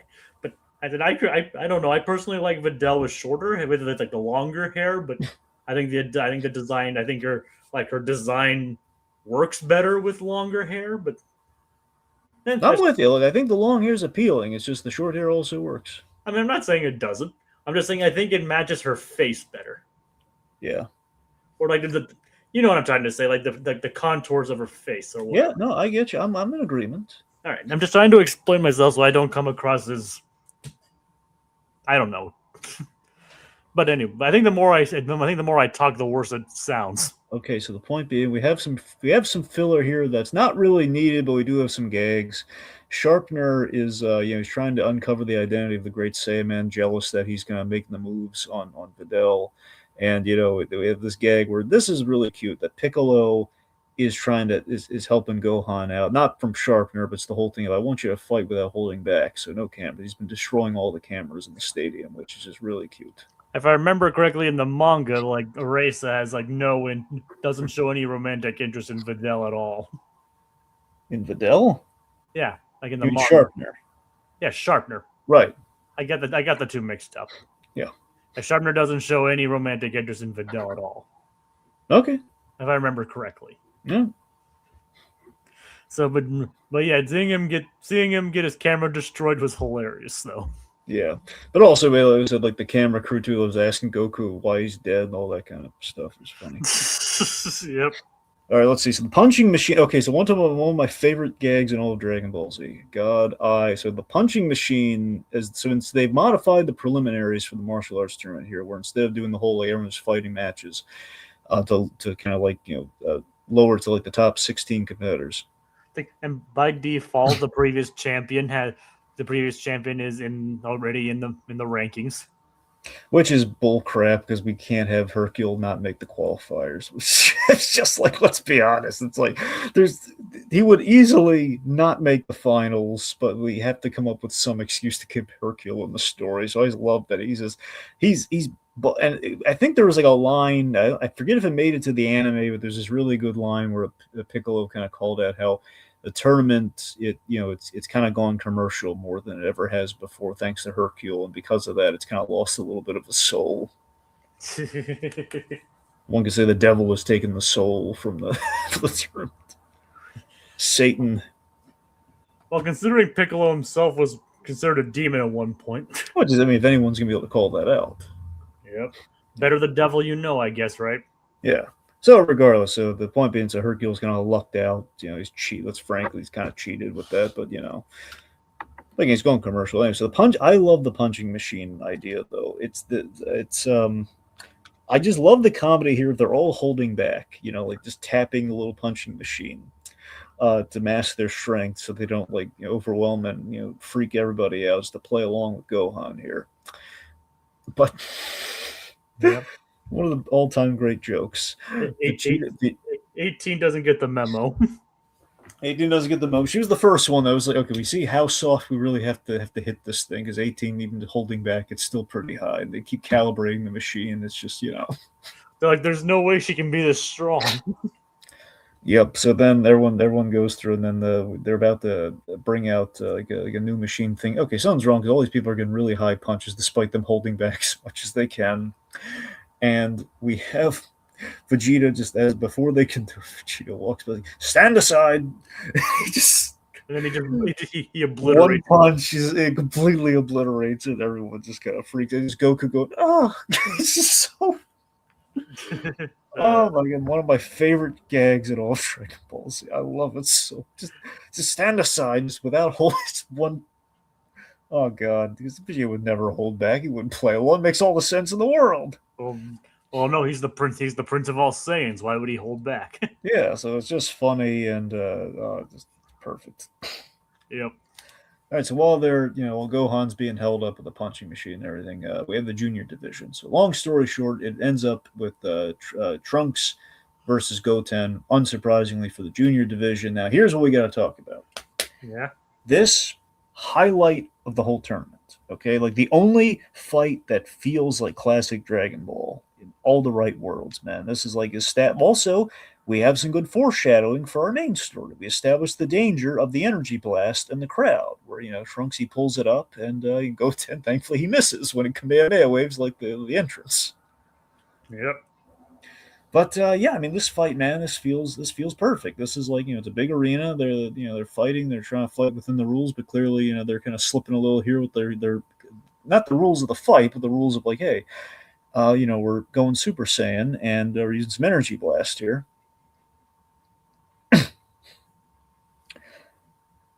And I mean, they both kind of cheat accidentally and intentionally a little bit here. Like Trunks promises not to use, like he can win this fight with like only one hand. And And he ends up using both. yep, and I love how you kind of bribes Goten, like, look, you can have three of my toys. Like, really? Like, okay, so Goten's easily appeased. But again, it's kind of like a throwback to Vegeta, his like deal with Trunks earlier on, where he's kind of holding a little something back. Yep. And Yeah. even young Trunks has a bit of that Saiyan pride. So, by the way, one of my other favorite moments in the whole arc. Yeah. I love Proud Papa Vegeta in this moment, where it's like, well, there's always next time, Kakarot. He always pats him on the shoulder. Well, there's always next time. He's just like, at least my son won, so I'm in a good mood. So, oh well, Kaka. It's the closest Vegeta will ever get to beating Goku, and he's just relishing in it. He's proud. This is the like put it on a poster, proud of your boy moment right there. Proud of his boy. Like he's basically living vicariously through Trunks there. Yeah, it's like it's always fun. It's like instead of like my dad can beat up your dad, it's like my son can beat up your son. It's a crying shame that Vegeta and Trunks didn't get any time together after his two victories at the tournament. Because it would have been like Vegeta is prideful and he is really proud of the boy, but he just he didn't really have time to tell him to his face until till the very end. Yep. Sorry. So this leads to Hercule versus Trunks in the exhibition match, which Hercule likes to really emphasize. It's an exhibition bout. And because he knows he's gonna get his butt kicked. And so that's the other thing we got though. So throughout all of this, Videl especially, so Videl and Hercule, I love it's like father like daughter in this sense. They have the most hysterical, like outlandish reactions to the super powered stuff. They're basically they're basically saying Super Saiyans fight. Yeah, and just the energy blast and everything, just seeing like, and she's like, wait a minute, was he holding back the whole time? I was like, well, yeah, I don't know. Well, yeah, that whole thing, but yeah, so just seeing, just seeing, again, like kind of like her father, like she's reacting just in awe, and her father's like in utter panic, while she's just more shocked and like just trying to process like the whole, like she understands how the key energy works, and she's imagining, well, I guess her father knows about this kind of thing, maybe. like I love the part where Mr. Satan tries to learn how to fly. God. And he just ends up and he's like doing it, and then a bunch of his fangirls come in. Yeah. All right. Anyway, so meanwhile, there's a mysterious contestant that joined in. Well, wait, one second. We got those. Hercule just gets punched like right into the wall. Yep. He's One like, punch. and he's like, I let him win. Well, again, he didn't say that. He basically like the announcer, like I think it was just like basically he spins it like like he made him win and everything because they just want to hurt the kid's self esteem. Yep. He's emphasizing the exhibition bout of it all, just saying he's just trying. He's almost trying to bribe Trunks, just saying, remember, it's just you give it's a very light tap, very light punch. And then he still ends up getting like, and then I love the animation, like when his fist actually connects to his face, and his like face just like goes like basically just scrunches up. Now, let me ask you this: do you think it was actually like Trunks giving like a love tap, or do you think he actually it was like an average punch? Probably knowing how Trunks is, probably did go for the love tap. All right, so I want to tell you this because I'll never have another opportunity to talk about this ever. Okay. Can I just say, like, I think Trunks actually kind of, even though he said he was kind of lame, he actually did kind of end up respecting Mr. Satan after that. Yeah. But as you were going to say, I was gonna say the eating scene that happens, like, is they all know how it's good. All the adults know how it's gonna turn, so they're not even gonna bother watching him. And like Vidal's like, Vidal's like, say, wait, where are you guys going? Like, yeah, it's like, oh, they're, just go on, just like, yeah, we should watch because he knows that he knows it's gonna turn out. They all know Hercule can't fight, but they want to crush the girl's spirit. yep.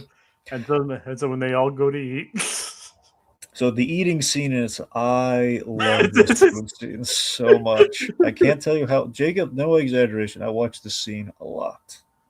it's great. Like just like Gohan, Vegeta just chowing down a whole bunch of food. Yep, just seeing the Saiyan appetite and just like, you sure eat a lot for a dead guy. King Kai says the same thing all the time. And then there's this, yeah. And then it's hey, Dad, can you pass the rice? Like, Dad, we need more pasta. Like, all right, I guess you had a different version, but yeah. No, he did say pasta. I said the wrong thing. Yeah. It's like, yeah, more, excuse me, more spaghetti over here. So. And then I just love how like Vegeta's all in on it too. He's like eating like the sausages by the forkful and everything, and Videl's just looking like. Well, I love Videl and Gohan coming in here, and just Videl is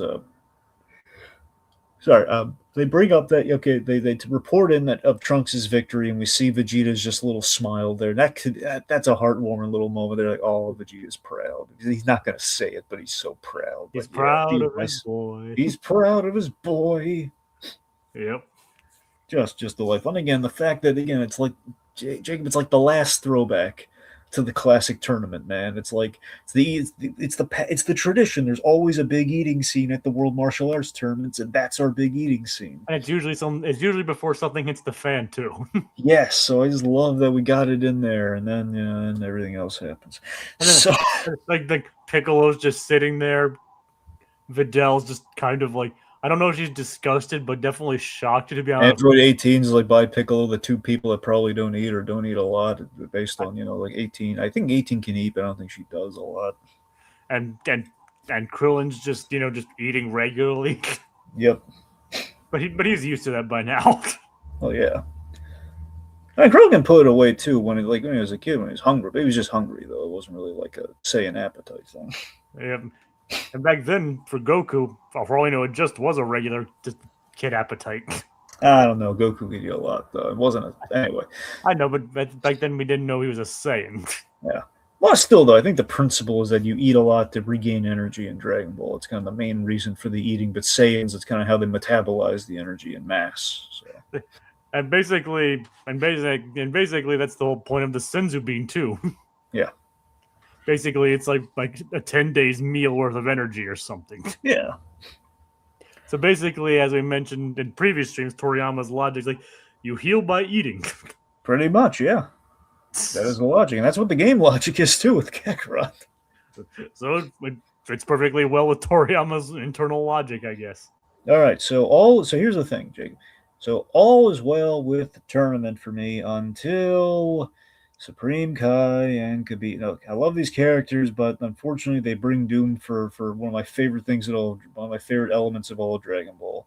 So all is well until Supreme Kai and Kabito arrive. Yep.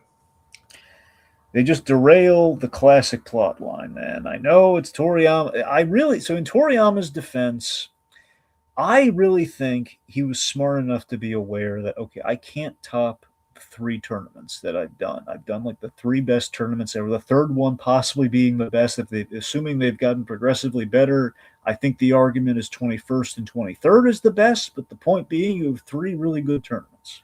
You mean the Jackie Chun one and then the Piccolo one? Yeah, I think those are legitimately like the best. Man, I love the TN one. I'm just saying, I think it's a little we pad out just a skosh more than we maybe needed, just a skosh. But it's not that I don't Did enjoy it. Was that even in the manga, or is that also the? Oh, it's in the that's in the manga. I'm just saying in which we I'm just just saying, a like, was little. that was it too long in the manga as well? I don't recall right now. I don't recall what the pacing was in the manga. Maybe I don't know. We still had. I remember a lot of the same Tien Goku bits there, so it might have been still like a 5 episode fight roughly in the manga. I'm not sure. Maybe All right. we didn't. You know what? We didn't. I don't think in the manga we had the whole like Shen trying to kill Goku in the middle of the night. I don't think we had that. So maybe elements like that too. Maybe padded. I don't know. All right. The point being, I love all 3 tournaments. I'm just saying, I think one is like in terms of like which is perfect. Like one, I think is perfectly structured. 3, I feel looked at everything and kind of like how can we make this even tighter? And I think they probably succeeded. Yeah, I don't disagree. The point being, I love the tournaments, and I know I'm a broken record with that, but I'm saying is that I think Toriyama looked at it as like, I can't top this. I with the 23rd, I did my best there, and that's pretty much like that's the bridge between Dragon Ball and Dragon Ball Z. I can't do better than that, so that's why we had the bait and switch with our tournament plot. I really think that's what his logic was, where it's like I can't beat what I've done, so I'm going to make everyone think we're doing same old here, and that I will be able to top myself, and then we're going to take a big right turn that will, big left turn that's going to make everyone, kind of wonder what the heck is going to happen next, which is good for storytelling. And I mean, I can respect it, but it's just the fact that I still was going on a really good ride, and then it's like, and the ride has just kind of stopped. You have to get off the ride and walk all the way down again. The ride broke down. The ride broke down. It's like we're lifting and stop. Spielberg wants to get off. That kind of thing. So let's see. So in terms of here, but what we have before the moment really. So again, that's in general. So the moment hasn't really happened where things completely fall off the rails with that. So Goten and Trunks, they are disguised as Mighty Masks so they can enter in the tournament. Yep, after getting confused with Spopovich. Yeah. Because Popovich, for some odd reason, didn't respond when his name was called. Yeah. One of the great, again, Vegeta has all the best bits in this arc. Vegeta is so happy when during the lot drawing. I just love. We've never seen Vegeta this happy in life, and I just love it. Where he pulls out the numbers. It's him fighting Goku, and it's like in the first set of rounds. Yep, I think that honestly should have been our first clue that things weren't going to go as planned. I know, that's what I'm saying. So because of that, we can't say that Toriyama really dropped. He did this intentionally, and because there's no way we get that fight that early on, and Yeah. Still, it's just great. Just seeing Vegeta so happy with the lot drawing, but ultimately knowing it's not going to happen, Vegeta. You're going to be so angry. Yep. All right, let's see. So the tournament starts. We get again. We have the throw you off the scent. We have Krillin versus Pintor, which is like old times, classic. This is how the tournament goes. Again, it's lulled you into a false sense of security, which is great. And this entire time, Pintaro was just basically going on all about oh, you're just a little guy, and basically and then Krillin basically just hits him once, then slaps him a couple times, then kicks him out of the ring. And that is the fact that Krillin, he's grown so much in the tournaments in terms of he's not even bothered by this guy. It's like, he lucked out getting this big guy. Remember his first ever tournament match was against Bacterians. Yeah. Who was probably bigger than Pintar. Yeah. And stinkier. Yeah, that's a thing. And oh god. So this was just basically just a walk in the park for Krillin. So yeah, it was nice to. It's like Krillin still got it. That's like a good sign. That's a good show. That Krillin Even though he hasn't been fighting for many years, he still got it. Yeah, he does. Yeah, he does. So here's where things begin. Not in the fun way. Oh no. Again, not in a bad way, but not it's this is when the deflatement starts. So we have Piccolo versus in quote Shin, and he forfeits And Shin just stands there menacingly. menacingly. Like, I and really question if the reason Piccolo forfeits is because it's probably, I think it's like the comedy side of him in his fusion, just is like refusing to fight, uh, knowing that he's the Supreme Kai. it's like, yeah, he knows. I It's like, remember there was I had great intrigue in like I thought Shin and Kibito were really cool until they tanked until they tanked my tournament. yeah. And when I rewatched this, when we get to it later, I mean the Supreme Kai. Here's a thing, just the kind of factor in when you rewatch it. Here's when we re-explore it here. Supreme Kai is actually really bad at his job. Supreme Kai. Yeah, Yeah. he really sucks at his job. Yep. Why don't you go into a bit more detail on that one?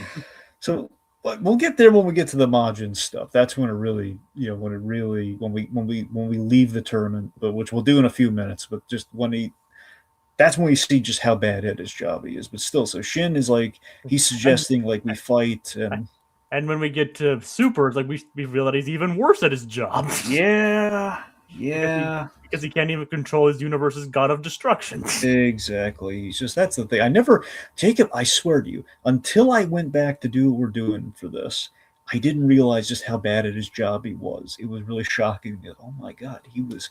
Yeah, he really was just. It was just whiny and completely useless. That is unfortunate. I mean, he's useful he saves somebody, which is helpful, and he's a nice guy. I don't and hate him.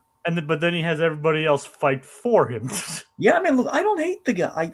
Here's the thing. Yeah, I don't think he's a bad. I don't dislike the man, but I kind of hate what he does to the story in places. yep. Yep. Like, and the thing is, he's like supposedly the Supreme Kai, supposedly like maybe the strongest being in the universe, And he can't help with anything. and he can't interfere, and he underestimates how strong the Saiyans are. So initially, like, think about this. It's like, okay, Piccolo versus a Supreme Kai, and he's just saying, okay, we're gonna fight, and you think it'd be a really cool even bout between Piccolo and him again would be a throwback to Kami versus Piccolo Jr. from the 23rd, right? And even at this point, we don't even know he's the Supreme Kai. I mean, like Piccolo, I think Piccolo's just like, it's you. yeah, But it's like to build suspense for the audience. It doesn't even tell us who he is until later. yeah. So it's Like, it's just very random and kind of disappointing. then Piccolo just gives up. And we've never seen Piccolo give up, man. It's just not, just doesn't feel right. I love it. It really pains me seeing him like tell the announcer. So, like I forfeit and just seeing it. I feel so bad for him. Yeah. Plus, it's like he had like the little chummy bit with the announcer. It's like, no, no, you're letting the announcer. The announcer wants to give everyone a good show. This is the second fight, and no, Piccolo, no, But Junior, no. Piccolo, Piccolo, But Junior, why? my junior, But Junior. Anyway, my junior. so yeah. All right, so we reveal that he is the Supreme Kai, secretly infiltrating the tournament with Kibito, and just it's gonna wreck everything. But before that, we have a really good scene. We have a really brutal fight between Videl and Spopovich. This is like one of the most brutal fights in all Dragon Ball Z. Yeah, it's like it's one of the most brutal fights in the entire franchise. Quite possibly, I would say so. Probably in terms of brutality, yeah. Videl gets put through the ringer here. Yeah, and again, so Videl, she knows how to fight, and she's kicking Spopovich's butt at first, and it's going pretty well for her. And it's and if it wasn't for his modifications, she very well would have won. Yeah. So first of all, I do love in our storytelling here with the implication that we kind of do in a little bit of flat against, like probably per the anime and stuff. There might have been a bit in the manga, like we might have like a thought balloon in the manga, but I'm not sure. But story wise, Spopovich, the idea, at least that we're kind of operating on, is that he lost to Hercule in the tournament that Hercule won. And he basically wanted that he holds like a grudge against Mr. Satan, and that's why he made his deal with the devil to beat the devil. Yeah, yeah. Yeah. But yeah, so that's why he made his big deal there. Got a lot of anger and festering in the tournament. And basically, it was kind of Bobby's like, he probably proposed the idea of like, look, I know there's going to be a lot of fighters, and we can absorb a lot of energy for you, kind of thing. Oh yeah. So they're here to gather energy for some reason. Yes. So point being, he and Videl are fighting, and initially she's winning, but the problem is he keeps getting up in his souped up, almost zombie. He basically he's like Solomon Grundy. The guy literally has his neck snapped, and he snaps it back in place. Like she literally like turns his head, or like kicks his head to the point where it like does a complete 180. And it's not even like she's psychotic or anything. It's like, well, the guy's just not going down, so she's adding a little more oomph in the kicks and everything, and he's just not going down. Like, and at that point, she had like beaten him several times, and that would have killed him if he could die. Yep, and then he gets up and then he tortures her pretty much. He's beating her up severely. And the thing is, like, even when, and what really drove it into overdrive was when she was about to fall out of the ring, and he brought her back in.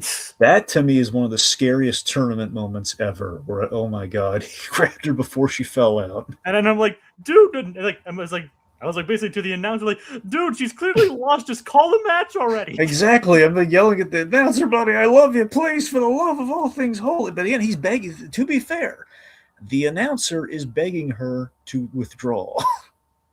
Yeah. It's like, Videl, you have an opportunity here. Like, just forfeit the match. And Videl just stays in stubbornly. Yeah, because of her father, though. It's her father's fault.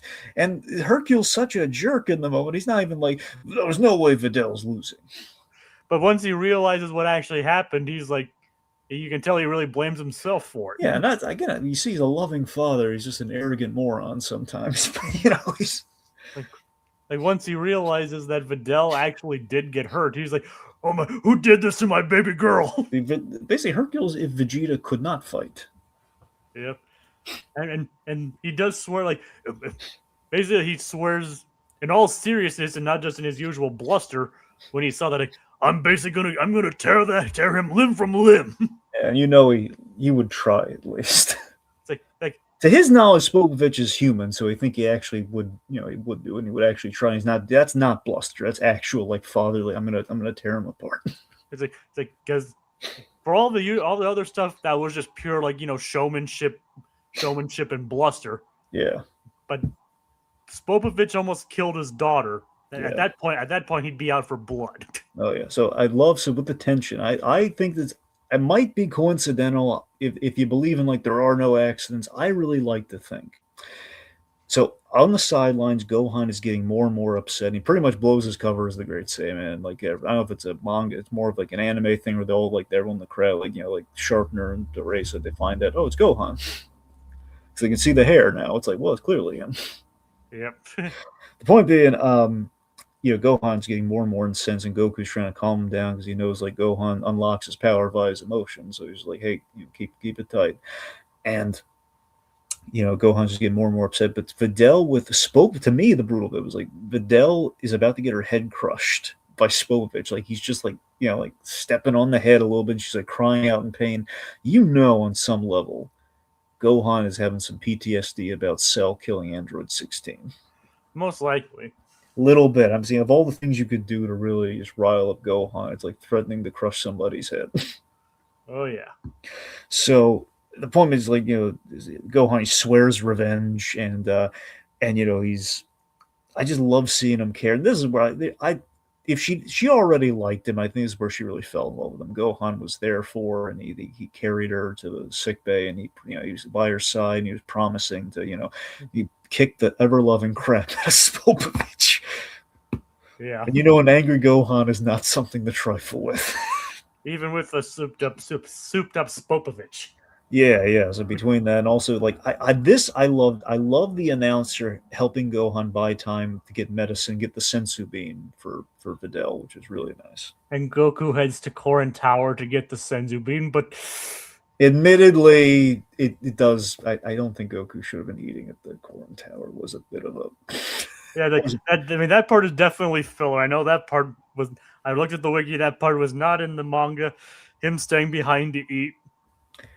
might have been Definitely, a bad call. yeah. Yeah. Like oh, it's like oh hey, it's like oh hey, my son's girlfriend is in critical condition.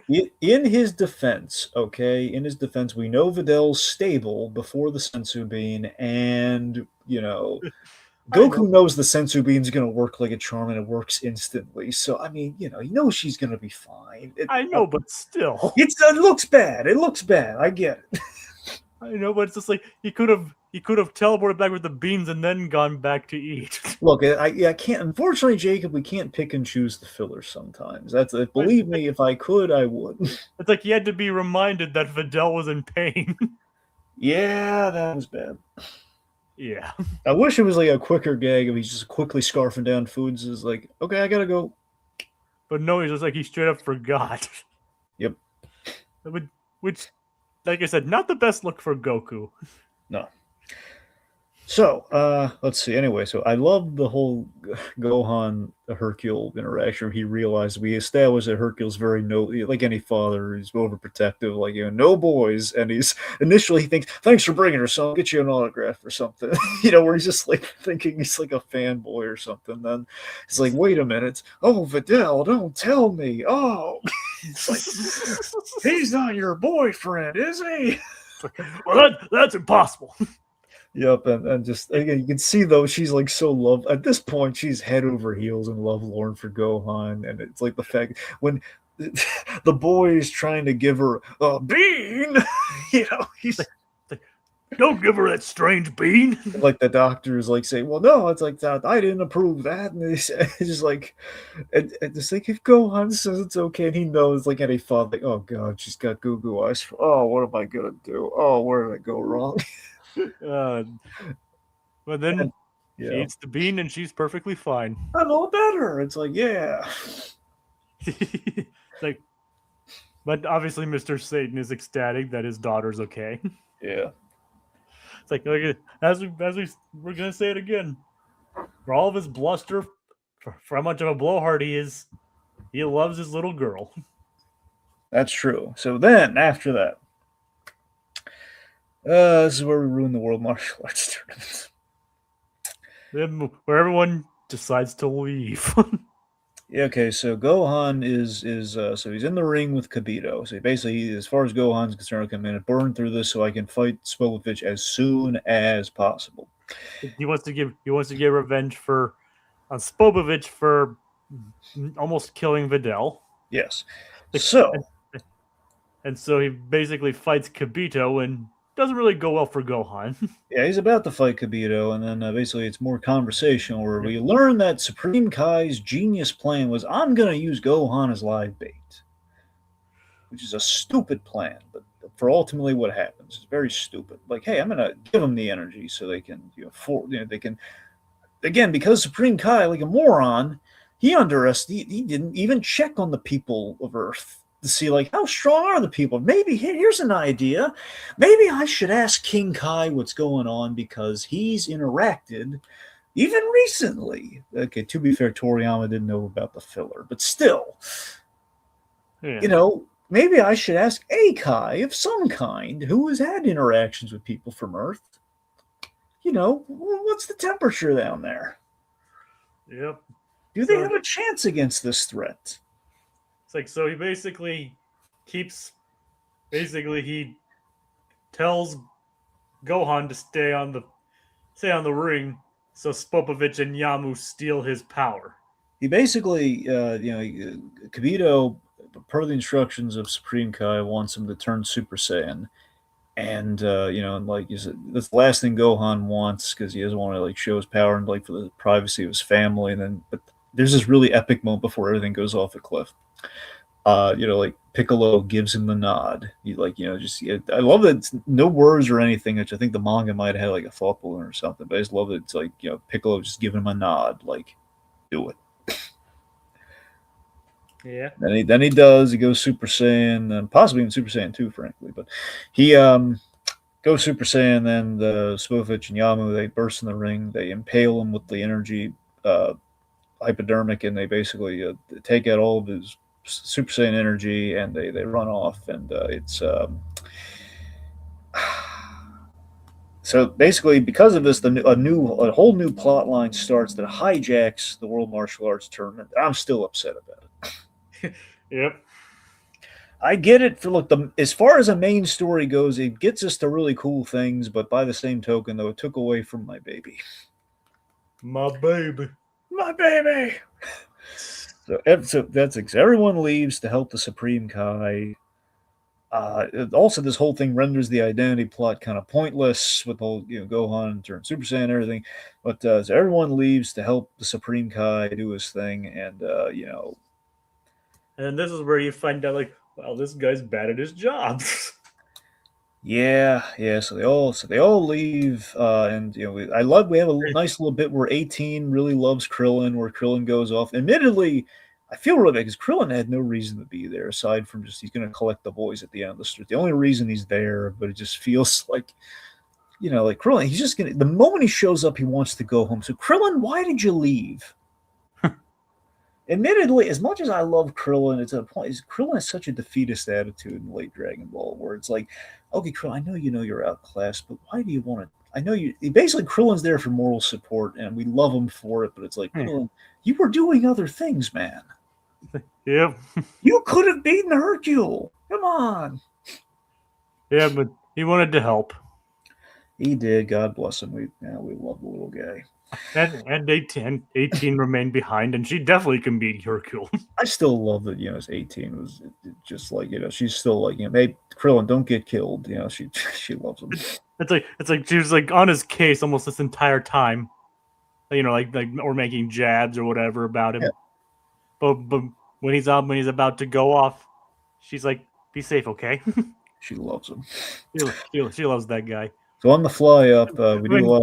Heck, even in the Battle of Gods, after she shaves his head and he flies away, she's like, "He's so cool."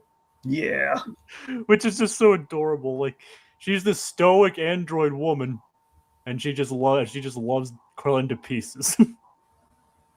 Yeah. I know stoic's not the right word, but still. Not true. All right, let's see. So, along the way, as we're catching everybody up on what's going on after Kibito heals Gohan, Videl, gives chase. She's along with them, and we have this bit where Videl learns the truth about her father. Also we kind of glaze over this. At the beginning of the term, we had the reenactment of the Cell games, like the little guys, like the fake heads. And basically, it's the completely inaccurate reenactment of like all the Z fighters, the golden fighters showed up. Yeah. And along with Piccolo, who's there, and they're all there in these really goofy looking costumes, and then this Hercule completely outclassed them. Like we need help. Oh, we have no chance. And then Hercule even Mr. Satan thinks it's cringy.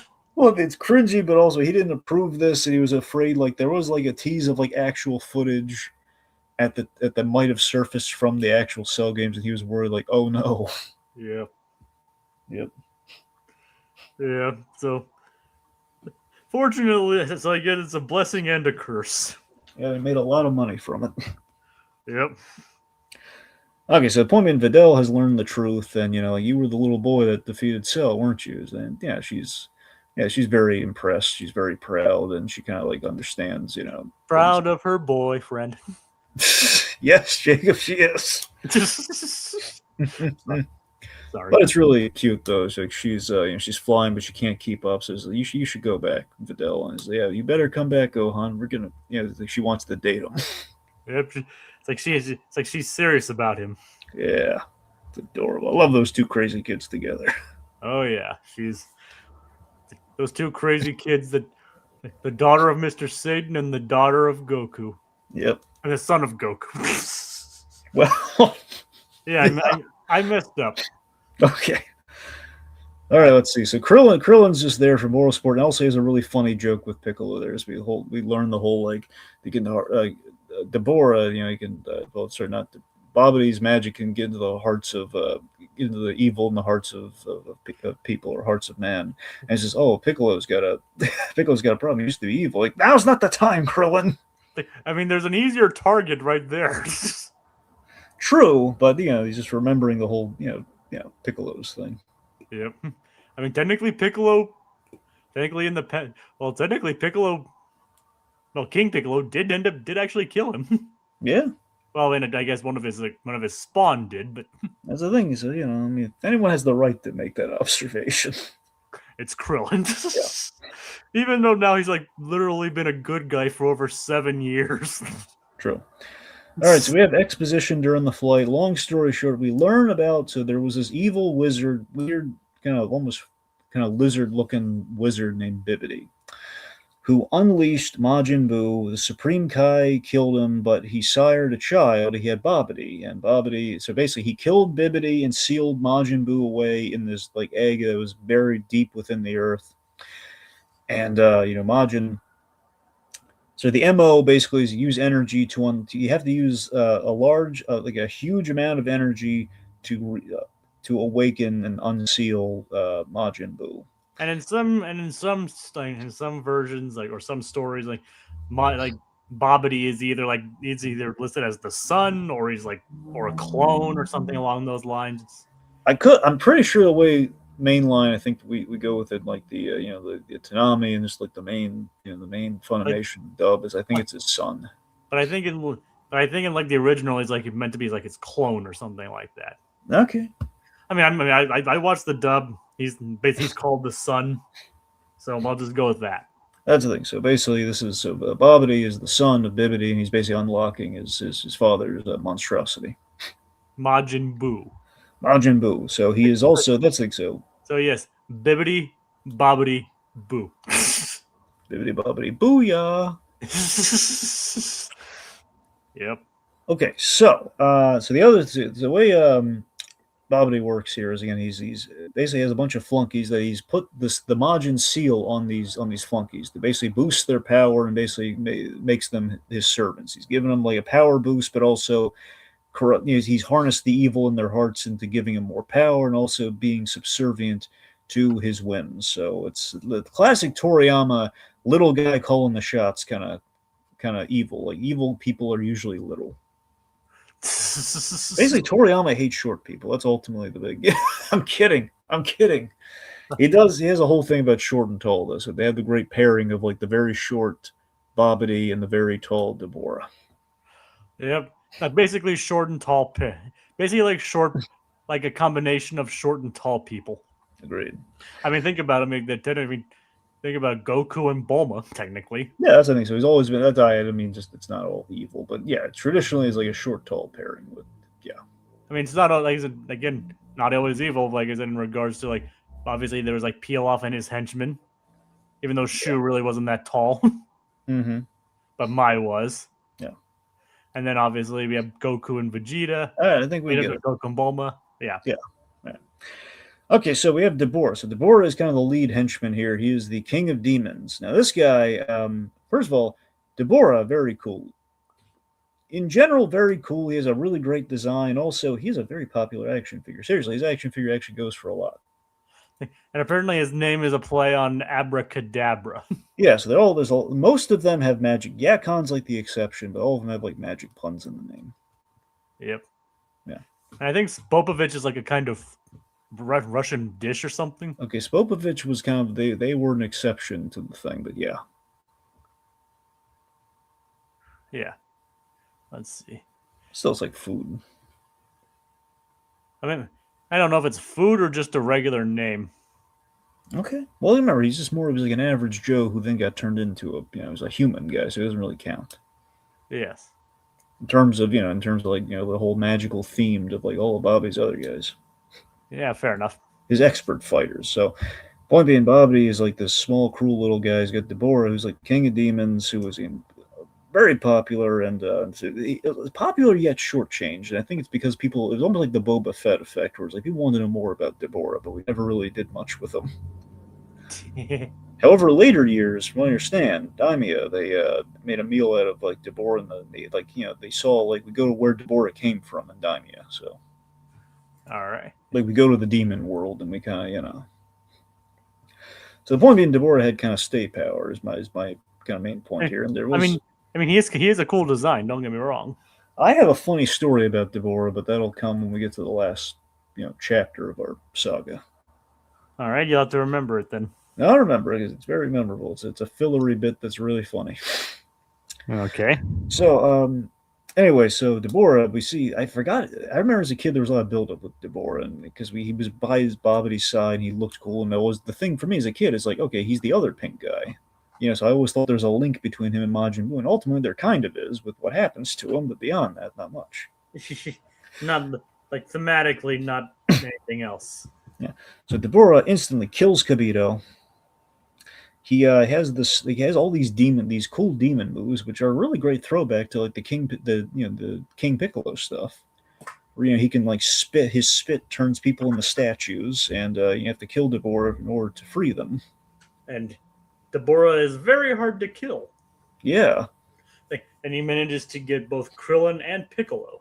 which is bad. The previous Demon King. Yeah. Well, I mean, previous Demon King, I guess. Yeah. So the plan. The plan is we got to fight the Majin warriors in basically in stages. So Bobby's plan is I'm going to have them fight my Majin and enhanced warriors in stages so I can fill the gauge and free Boob before they get to the bottom. So basically, transfers of energy from fighting and try and make that awaken Majin Buu. Exactly. So we have this gag where it's like like so. It's the other thing we should mention too. So Toriyama's logic was okay. I can't do the full tournament, but what's the next best thing I can do? Well, if we have them fight in stages one on one, it'll give people kind of a tournament sense, but with the Dragon Ball Z kind of trimmings. So I can respect what he did, but it's still not the same. But it is kind of funny how they decide who goes first. Yeah, the rock paper scissors gag's still really priceless. And then and Supreme Kai's just like watching on, like, what are they doing? Those are the things. So Supreme Kai, just again, he is severely underestimated and so out of touch. He didn't like. He thinks they're all going to be outclassed by any number of these fighters, and it's cute in the first place, but it's the idea. Why does Supreme Kai continually get surprised after he's seen how strong they are in the first place? That's the thing that drives me nuts. Like Supreme Kai, have you not? What more proof do you need? And it's like it's a classic. It's a thing in Dragon Ball. You've got to have somebody react to the character's strength. Yeah, but it just feels like why couldn't he just do this when we get to Deborah? Is like the one he should be actually afraid of because he killed Kibito. Yeah. See, to me, that's the one he should be worried about. Yeah, I don't disagree entirely. Yeah. So we have Vegeta versus Poi Poi, and this is just he defeats this guy effortlessly. But the big gag and the really cool Vegeta moment is Vegeta having all the scene stealers here. So Babidi is giving his fighters the advantage by transporting them to the home planets of these guys, and we go to like this planet with 10 times gravity, and Vegeta, who we know for a fact he is trained in way more than 10 times gravity. Like supposedly 3,000 times or whatever. Yeah. So he says, like, 10 times the gravity, I don't even feel it. And it is just, that's like one of the coolest Vegeta. Oh my god, I love it. And he doesn't even bat an eye. Yep, so then he instantly takes that guy out. Then we have Goku versus Yakon, where basically he fills him with light energy. And basically he gives him basically showing that Goku's training has set him beyond a Super Saiyan. Basically, he turns Super Saiyan 2 to overstuff the guy. Pretty much, yeah. Because he's in like a planet of darkness, which is where he thrives. And Yakon has a cool design, by the way. He had a really neat toy. Yeah, he basically overstuffs him now. I love the faith that Vegeta has in Goku here, where like Supreme Kai's like freaking out. Vegeta's saying, let him cook, essentially. Hold up, let him cook. But also again, this moment does have some ramifications. Where the moment where the way he defeats Yakka, that's where Vegeta realized I I'm in trouble. I don't have a chance. This is All right. So meanwhile, back at the tournament, Mr. Satan has the idea like, all the fighters have left. Let's not give them any time to come back because he knows he's doomed if they come back. Let's do a battle royale. yep. It's Yeah, like the remaining fighters vying for the cash prize. and you got Jacob. I can't tell you like rewatching like how painful it was. Like all those people like waiting for things to happen at the tournament. Like oh god, it's just a reminder of what we were leaving behind. Yep. So we have the battle royale. We take kind of our like Killa and like the one that looks like Sharpner, but in a martial arts outfit. We take that guy out. Yeah, very quickly. So ultimately, it boils down to it's 18 versus Mighty Mask, who secretly Goten and Gohan. That's right, Goten and Trunks. Yep. Doing like basically the Toriyama's version of like the kids in the trench coat trying to sneak into a movie. And somehow nobody can tell. Well, not nobody. I love that Master Roshi can tell. Yeah, but speaking of which, I love the gag later on, and where it's like, where he like, where when he suddenly realizes something, then the background is like, oh, "Thank you, boys. I don't need that anymore." That was great. Yep. Yep. Breaking the fourth wall there a little bit. Oh yeah. Which again, we can do in the World Martial Arts Tournament, but we're barely there. Yep. So let's see. So by the way, so when she's fighting Mighty Mask, we have this adorable 18 moment that I just makes me tickled pink every time I see it. I completely forgot about it. They're all cheering, like even though they've kind of given up. Well, everyone's disqualified now, so let's just cheer for 18. And it's like her family, as well as like her kind of her friends and her found family. They're all like cheering for 18, and we see her blush. Oh. This cute little moment, like not even curling around. It's like she's blushing. And even Marin. Almost like it's not even just like, and it's like the Ox King and Chi Chi like cheering, "You go 18." It's like, oh, Like obviously Chi-Chi and Ox King not realizing that they're cheering against Goten. yeah. So let's see. So we have 18 versus Mighty Mask, and it's again they're going Super Saiyan and everything under it. It's a pretty good fight, and then 18 realizes it soon, and then she severs the suit, and then they're all fighting, and then the ref, the And announcer that, calls out, "Wait a minute." the announcer basically disqualifies them on the spot. Trunks says basically Trunks kind of voices the audience, or maybe myself to some degree here. This tournament was stupid, and he just flies away. Yeah. Just like it. Just in this specific tournament, just like the way it turned out, it's ridiculous that our kids weren't able to fight in the main tournament. Given Yeah, I guess. yeah. All right. So we have 18 versus Hercule, in which Hercule is he's in deep trouble. He's in deep doo doo. Like he was hoping they'd take each other out, and He almost got blown out of the ring during that fight. He's so doomed. He was hoping that they would take each other out, and he would still remain on top. But Yep. But 18 comes up with an idea. She seeks a very lucrative opportunity here. She basically puts him in a headlock and strikes a deal with him. 20 million zenny. 10 million for the prize money that he would be getting from the victory, and another 10 to keep her mouth shut. Which I mean, she earned that. Plus, remember too, she also gets the second prize money, so she cleans up pretty well in that, in theory. Yep. If she ever got paid. Yep. So like, I mean, the whole reason she entered was to get money in the first place, and she's better off. And now with bribing Mr. Satan, she's better off than she would have been winning. Now, unfortunately, if memory serves, she does not. She never sees that money. Aw. Well, I mean, here's the thing. I'm not. The implication at some point she collected, but the gag is she in the main series, because of everything that happens next, like everyone gets a little too distracted for her to actually get paid.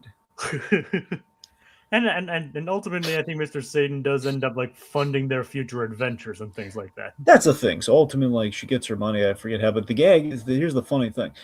In I don't know if it was Beyond Bio Broly, but in the movie Bio Broly, Android 18 is like usually when she's paired with Hercule, and I think it might just be that movie.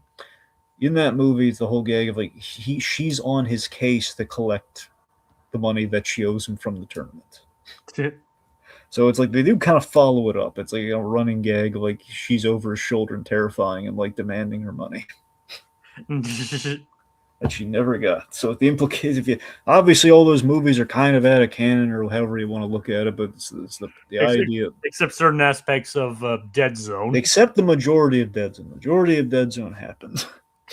Yeah, but parts of it also didn't happen. Yeah, that's the or parts of it technically couldn't happen. Yeah. Based on continuity. Yeah, so it's a little all over the place. Anyway. Yeah. Point being, food for thought. Okay. Anyway, so the point being, Hercule he takes the deal, and he lets her. Sorry, she lets him strike a punch so she can like fake the loss, and he punches her. And it's like, was that really the best she got? And he's just, I'm afraid so. It's the embarrassment on Hercule's face. Yeah, he's just like, God. And just seeing her like they have to do like the delayed Bruce Lee punch thing where it's like she was like. And then the announcer just rationalized it. Like, well, Hercule rationalized like, oh, it was a delayed reaction Megaton punch. Oh God. and then the narrator and then I keep saying narrator, but the announcer spins it to where the crowd believes it. Yeah. Like, yeah, delayed reaction punch. Yep. Anyway, so back to the action. So Supreme Kai sucks at his job. Gohan is fighting Deborah, and we see some really cool demon moves. Like he summons the sword and the weaponry. It's a really good fight. It's an even fight because Deborah's he's a lot tougher than the other guys. Excuse me. It is kind of interesting for how in this section of the story, Toriyama leaned a bit into fantasy. Yeah, like they go like a space, even though it is kind of sci-fi with the whole space, with like space wizard, but it's still like a wizard, a demon. Kind of harkening back to the fantasy elements of Dragon Ball. Yeah. So you have Gohan versus Deborah, and this is a really good fight because it's Deborah. Deborah's stronger than the last two guys. He's Babidi's top guy. He's the king of demons, and the other thing is that Vegeta is right. Gohan is a little out of practice because of the high school thing and because of all the 7 years of peace times in which he hasn't trained. So, Gohan, he is a little. It's not that he's going to be outclassed by the guy, but he's not going to go as smoothly as the other two fights because of that. And also, we should probably make clear, it's made abundantly clear that that Babidi is not as strong of a fighter as the people he employs. That is very true. But he's able to basically take the evil that's within them and amplify it. And he can do magic spells and stuff too, but yeah. And do that and basically amplify their strength. Yeah. So basically he's very capable of making people fight for them, and that's how Babidi is dangerous. So meanwhile, Vegeta is getting very ticked off on the sidelines, realizing they're burning daylight. He won't be able to have his fight with Goku. And it is like, Kakarot, I'm not here for father-son memories. You promised me a fight, and he's just getting so incensed. And that's when Deborah hatches the idea, where basically he and Babidi cook up the Majin Vegeta plan. Oh boy. So Deborah, he bails out of the fight, and they're all kind of stuck there. And then Vegeta's chewing out Gohan again, somewhat justifiably, but then Vegeta's just getting all sorts of cranky here, where he's like, Vegeta's just chewing him out over getting soft over the years and being a disgrace. And later on, I love that Vegeta feels kind of bad about this. Like later on, Yeah, I can see that.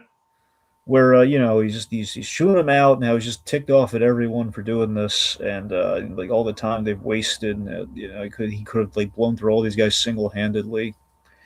And then they using Babidi, he basically draws out all the evil in Vegeta's heart, which turns him into Majin Vegeta. And notably, Vegeta does fight. Does fight it, even though he does claim later that he kind of did it on purpose. He does. That is the question. How much of that is bluster from Vegeta versus how much of that is like he initially fought it, and then he saw an opportunity and like accepted it, knowing he won't be able to control him. Yeah. I mean, I think it's the latter. I think it's more like it was like he did try to resist But then he saw the opportunity. I really think that's I think Vegeta again. It's coupled with what he was talking about when he was fighting Goku later, where it's like, I saw how strong you got, and I mean, let me ask you this: do you think Vegeta could turn Super Saiyan 2 before Majin boost or not? Because my logic is that he can only do that after the Majin thing. It's honestly that is a good question. I do not personally know. I mean, it wouldn't. I mean, considering all his training, I wouldn't put it past me that he could do Super Saiyan 2. But but you do raise a good point that we don't see it. Yeah. I'm just saying, like in theory, the way it goes, again, if he sees Goku as has surpassed Super Saiyan 1 with Super Saiyan 2, he's gotten to like go to Gohan's level at the end of the Cell Saga. It's like I haven't passed that yet.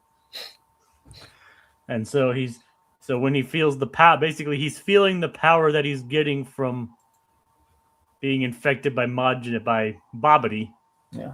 and relents. Yep, he lets it in, but importantly, though, he's not letting Babidi call the shots, which that's the deciding thing there. Yep, all the power, none of the strings.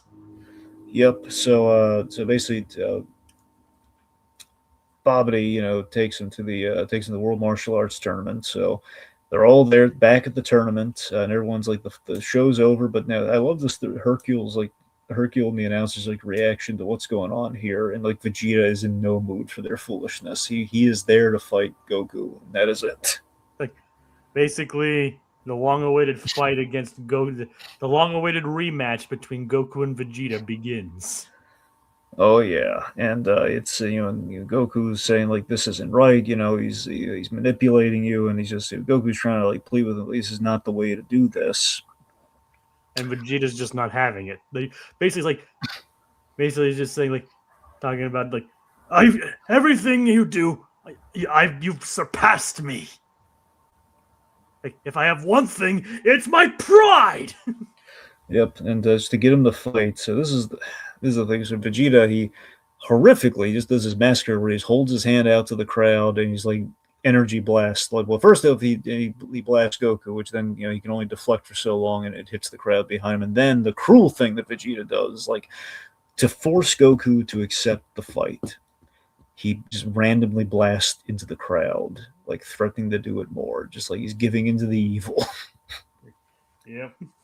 It's like, oh my god, just forcing Goku to fight. And poor Bulma is like, she's despondent, she's beside herself. She's so like taken aback by how evil Vegeta's gotten.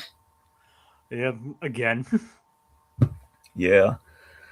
So Goku, he accepts the fight here, but he demands that Bobby take him to a private location where no one's going to get hurt. And then Supreme Kai tries to step in. Goku's like, yeah, Goku, I think he kind of deserves it. Just give him a light love blast. Just like for all the stupidity, like, he's the reason for this. Supreme Kai has screwed up everything just so severe. Just give him a little love tap. Yep. But I love that Goku's like apologetic, though he's sorry. But it's Supreme Kai's own fault that he had to push him to that. And this has to happen. Yep. Yep. Like, and like I said, you mentioned that he's not good at his job. Yeah. And like I said, Super shows even like how much worse he is at his job in hindsight. That's right. Because I'd watched like Battle of Gods and Resurrection F before I'd seen all this. Hmm? Yeah. So he could have he could have curbed a lot of the stuff that happened. He could have curbed Frieza as well. Yeah. So yeah. So we have the big rematch, Goku versus Vegeta. This has been a long time in the making. Everyone, the fandom, and everything. This was like some people were waiting for a long time. Exactly, according to the wiki, exactly 200 episodes after their initial fight began. Yep. Exactly 200 episodes. It's a milestone. So I don't know how intentional that is. If they I think they can only plan for so much, but it feels. I think when they were plotting out this one, they probably wanted to get to it at the 200 mark. Well, it's not the 200th episode, but exactly 200 after their initial fight. Well, yeah, like 200. I don't know. Maybe it's coincidental. Who knows? But still, pretty fun, pretty nice if it is a coincidence. But yeah.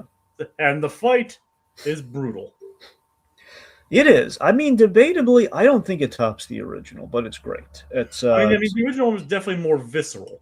That's the thing. The original, it's more of like it's kind of David and Goliath. Goku is kind of basically Goku has a chance, but we don't know it yet. In this case, it's a fully even match, and we know what these two guys are capable of. And Because the original one, original fight, Goku had also had help from Gohan, Krillin, Yajirobe, and everyone else. that was at the very end, though. But yeah, Yeah, well, yeah, Yajirobe's was, but pretty much everyone, but he had help from his friends in the original fight against Vegeta. yeah. But the initial fight before Vegeta turned ape, it was a pretty brutal and kind of even fight. And then Vegeta, he then cheated by turning into a great ape.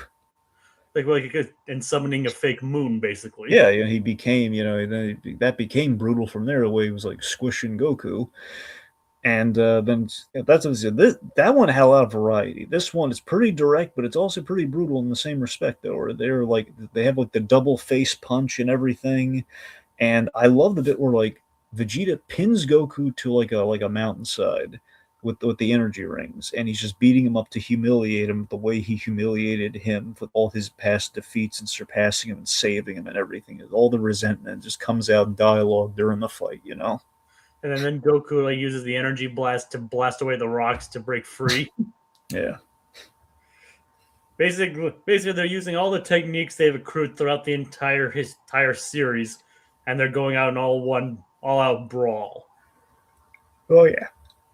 So ultimately, it's the fight's pretty much. I mean, it's pretty even. Like Goku's not going down, and eventually Goku he breaks through the Vegeta, calling him out, and like he's really starting to get some licks in when he's just And, telling Vegeta it's ridiculous that his yeah. and this is all while Goku has still on borrowed time. That's true. Because he doesn't have much more. He doesn't have a lot of time left before he has to go back to Otherworld. I mean, he still has a full day at this point, so he's good. It's not even nightfall yet, Jacob. He's good. I know, but it's still he doesn't have a limited. He still has a limited time. That's what I mean. Yeah. Like, it's still wild to still think that this many episodes still happened on just a single day. Yeah. But as you were saying, well, technically, Jacob, if you think about it, even through a day, we shave off a lot of that day, so not even a day. pretty much, yeah, That's even crazier when you think about it, because we don't even get the nightfall. pretty much. Anyway, so Goku breaks through the Vegeta by the moment Vegeta's like he's complaining about his life on Earth, and that's where Goku's kind of had it because he knows Vegeta does care about his family, he cares about Bulma and Trunks and everything, and that's where he kind of starts to break through to him. It's like and he's like, I basically after the defeat of Cell, he gave up fighting. Like I actually thought I loved them.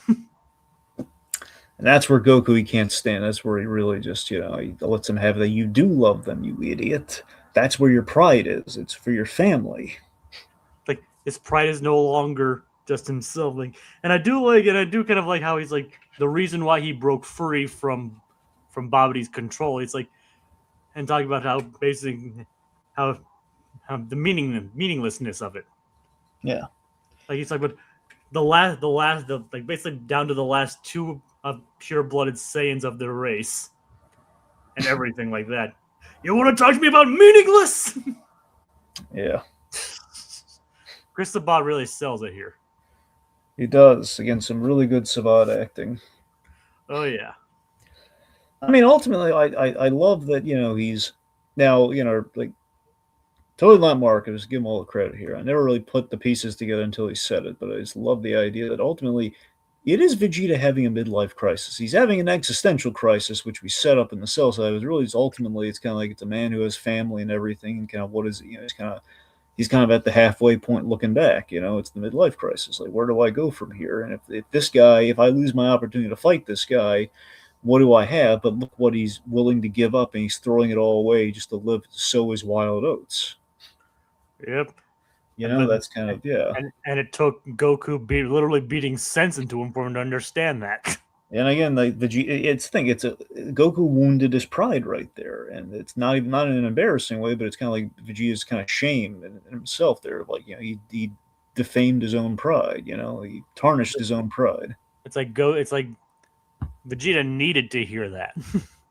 He did. So then of course, pointing out like there's they all their fighting unlocked Boo, so Boo's now free. He's been set free, and they kind of they sense the power, and then basically Vegeta's saying, "Okay, look, we're going to stop Boo, and then we're going to settle this," knowing full well that okay, I screwed up.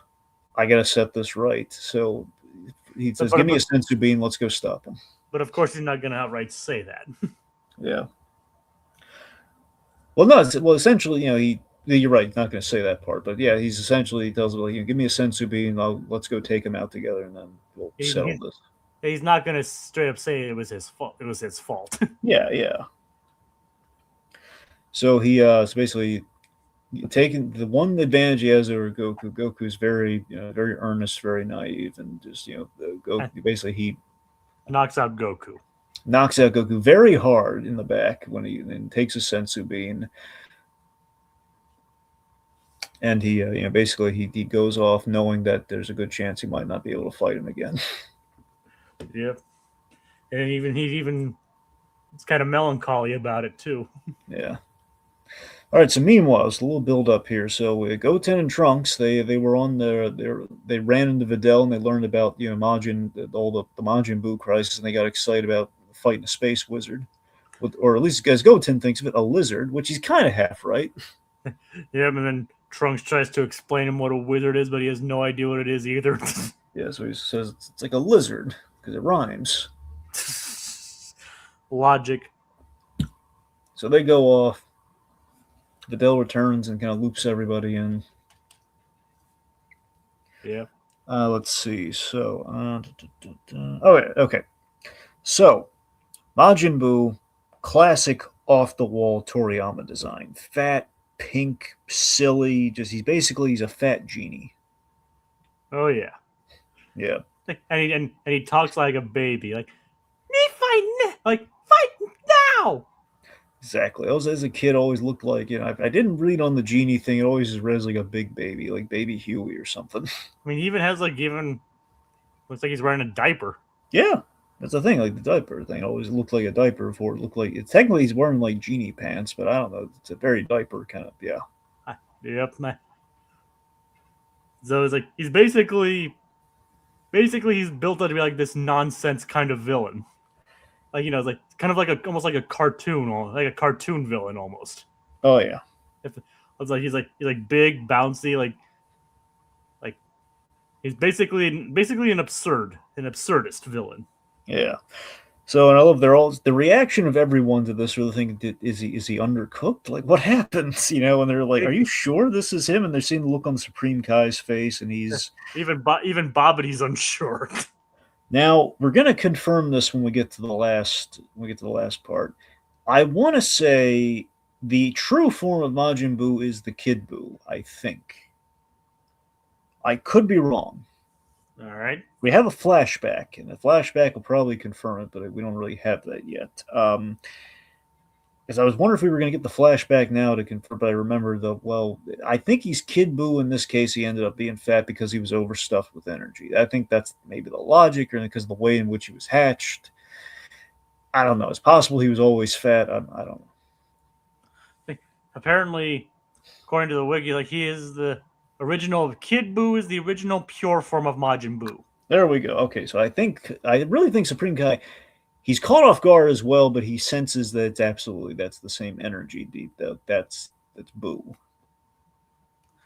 Yeah. Yeah. Okay. And again, it's like the classic. Oh, they misunderstand the villain because he looks silly, kind of thing, and then basically he bodies Deborah. Yeah, he he instantly takes out Deborah, and then Deborah he tries fighting back, and it's a bad idea. Deborah basically took out Deborah in roughly 3 moves. He blinded him in 1 move with his big almost like oven mitt gloves, blinded, kicked him, and then after Deborah stabbed him, he turned him into a cookie and ate him. Which, by the way, I forget if it's with the Deborah figure or if it's I think it's with the Majin Buu figure. When you get him, it comes with a cookie Deborah. Yep. Which is great. Yep. So Deborah, so that basically reveals that he may look goofy and silly on the outside, but but Majin Buu is pure nightmare fuel. Oh yeah, and this is the if beginning of him eating people. anything, the innocence, the seeming innocence of it makes him creepier.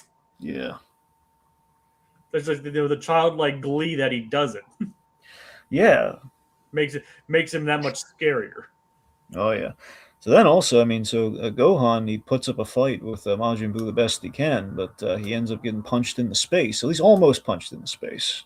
To the point where everybody thinks he's dead. Everyone thinks he's dead. Supreme Kai worked a little magic to kind of give Gohan a fighting chance, but you know it's kind of like the dot dot dot at the end of our story here. Yeah, like everybody thinks that Gohan is dead. And poor Piccolo. So again, so a few things here. So Trunks and Goten they're on the scene. They not Trunks accidentally kills Piccolo. Well, fortunately, his head was intact. Yes, so that's the thing. So we learned. So he knocked over Piccolo's statue, which I forgot. I completely forgot that we call it the exact red. I figured that would have to be. I forgot that we knocked him over. I really did. I knew we turned to a statue. I forgot that. Oh no. Well, and so it's a good thing he didn't knock over Krillin. Yeah.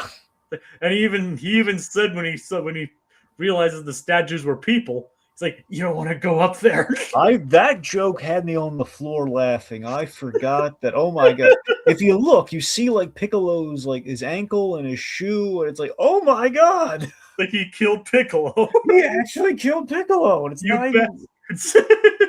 So then thankfully, because I figured, well, I mean, he's got to regenerate, I guess, but how are we going to see it? And it's like, oh yeah, we don't see it. We did it off screen. We mentioned the head thing. Oh, okay, that's how we do it. As long as my head survives, I'm fine. Which is pretty much. I think I associated that with Cell, but that's all. That's where I got my wires crossed with Cell because I was thinking of the headline. But anyway, Well, yeah, well, because people kept forgetting that Cell could regenerate. yeah, so, but fortunately, though, Piccolo's fine. see, I always thought it was like so long as like the black part of Cell's head, like the little thing in between like the two, like divots, was a lot like kind of like pick. I thought so long as that part was intact, he could regenerate. But apparently, any cell, so he can regenerate any cell. Anyway, That's why the Kamehameha wave was made sure to completely eradicate every single part of him. that's correct. Anyway, so Piccolo reeling over the death of Gohan really hit me, man. I was like, oh, poor Piccolo, just hearing that Gohan's dead. Yeah, You know, it. I mean, he loves that kid. yeah. And then the whole thing, like Goten and Trunks go, and then it's just like you let Gohan go, and Piccolo's kind of taken aback by it because he's still reeling from it. And then he accidentally lets go, and so Goten and Trunks they kind of go off. Yeah. Anyway, so also Supreme Kai's getting the beat down that frankly he kind of deserves at this point because this is all his fault. I don't hate the guy. I'm just saying I think he's responsible for all this. I think you're saying he needed to be taken down a peg. Yeah, just a peg. Yeah. Yeah, I can see that. All right, let's see. So okay, so we have this. So the boys. So Vegeta shows up. He's kicking the crap out of Majin Buu. Initially. Right. Initially. So initially, but Vegeta also underestimated Majin. But now, to be fair, I do like the logic that Vegeta had earlier on. Like I think when he was talking to Goku when they initially for a moment before they resumed the fight or something, it was like this thing where the Supreme Kai is like this is good. This logic kind of tracks. Supreme Kai, is so out of touch. He's never. He was amazed that we were stronger than every other opponent. So in theory we should easily be able to trounce Majin Buu, who's probably not as strong as he really is, based on Supreme Kai underestimating everyone. Uh-huh. So there was a logic that he underestimated Saiyans, versus like Saiyan's ability to go stronger. He didn't know that, so because of that, we might have an actual shot here. So again, not a very good Kai. yeah, it's a solid logic for Vegeta there, but ultimately it's still kind of wrong. Majin Buu is the one thing Supreme Kai was kind of right about, that this guy you do not want awakened, and Vegeta just gladly carelessly awakened him. Yep. So ultimately Vegeta's getting his butt kicked, and again it's the perfect antithesis, the most serious character in all of Dragon Ball Z versus the silliest character in all of Dragon Ball Z. And And Majin Buu basically ends up wiping the floor with Vegeta. Yeah, we have some cool moves like he wraps him in like the pink goo, like the pink like tendril. Yep. So the boys help out. They kind of like they kick Majin Buu to kind of steer him away for a while, and then we have this beautiful, heartfelt moment between Vegeta and his son. It's like I haven't held you since you were a baby, but I'd like to hold you now. Yep, and it's this beautiful little moment where it's he kind of hugs him, and it's just they take care of your mother for me. Basically, at that point, he knew what was going to happen. Yeah, but still, just like seeing like Vegeta's, it's a great quiet moment between them two. Or just this moment where it's like it's a hug. It's like, Dad, you're embarrassing me. A quiet moment for two characters who are rarely quiet. Yeah. Then he knocks him out, and then he I think with glee. Frankly, I think with a little bit of glee, he gut punches Goten just to knock him out.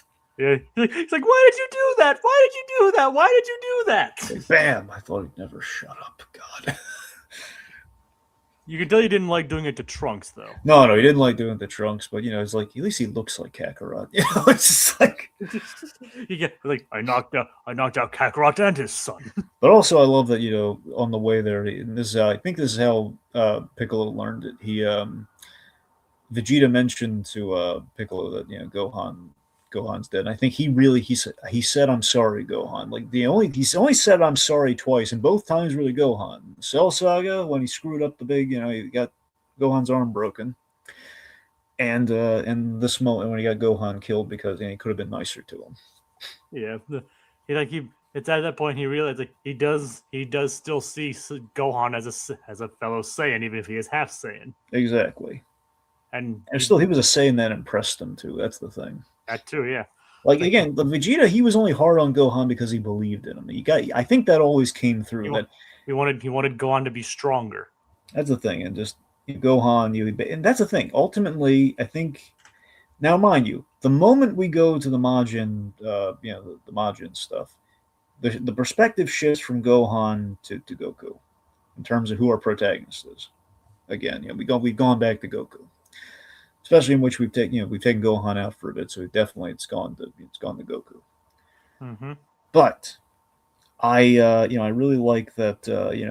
If you still honor the whole like Gohan was really for the majority of this, he was intended to be our protagonist. I love that. Gohan was basically a representation of. I think Vegeta didn't like what Gohan was doing, being soft and complacent, living on Earth and everything, because it was everything he feared he was turning into or could turn into. Yeah. And his acceptance of that was, that's why he's really remorseful at the end of he could have. What he wanted wasn't all bad, and I should have realized that, and I've doomed everyone. I've killed people. I've fallen. I've backslid, and that's I shouldn't have done that. Not that he's like super. I don't think he's feeling terrible about it, but it's like what, I shouldn't have done that. That was unbecoming of a prince. And like a good prince, he seeks to undo his mistake. Yeah, so we have this wonderful moment with Piccolo and Vegeta. So Chris Sabat just had a really great scene with himself. Let's be honest. Pretty much, yeah. I wonder how many times Sabat people go to a convention and ask Sabat, "Hey, Chris Sabat, can you do the goodbye, like the last scene between Piccolo and Vegeta before Vegeta's big sacrifice?" Like, okay, and just accent does the two voices in conversation with themselves. The funny thing is, his natural speaking voice is closer to close to Piccolo. Well, yeah. And then he raises his pitch a little bit for Vegeta. Yeah. So he doesn't have to do much. He just lowers it a little bit for Piccolo. Thankfully. So, yeah. But yeah, it's a really nice conversation where basically he asks, kind of what awaits him. But then not in so many words he spells out what he's going to do, but Piccolo kind of gets the idea he's going to do something selfless for the first time. And he wants Piccolo and Krillin to take the kids away. Yeah, take the kids away, and yeah. So basically, he wants he wants to know when I die, will I ever run the Kakarot? Well, basically he tells him he won't keep his body.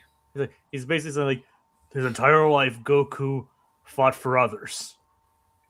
So when his soul into the other world, he was able to keep his body. Your life has been selfish, and so you will not have that life. That will not happen to you. And then Vegeta just accepts it. Yeah. Yep, I had a feeling. Basically, he accepts it with dignity. Yeah. As great a scene as that is, it's the unfortunate thing with the whole the manga and the manga versus the filler in the anime. Where I love the filler, but the problem is that's an epic exchange from the manga that we had to put in here. The problem, Jacob, Yeah. is that technically, unless you do a lot of like little micro kind of like you find some way to thread the needle on that, technically people have in the fill the only if memory serves in the manga we never went to hell like ever. So because of that we've seen there are people in hell with bodies, and we saw that even this arc with Cell, Frieza, the whole gang. They kept their bodies. I mean, Cell is evil, body. Yeah. Technically Goku and Goku can go down there willy-nilly. Hell, he went down there. So I'm just saying, you see you see what I'm saying here. Yeah, I see what you're saying. Like only because again, it's like the benefit of the anime. Like it feels like they didn't want to mess with like the epicness of that line and what that is for the story. That Vegeta's never gonna be able to have his rematch with Goku, and that's the sacrifice, and that's the point. But so I'm just saying something that occurred to me. Like, wait a minute, I love that line, but that I don't think that technically tracks. Yeah. Oh well.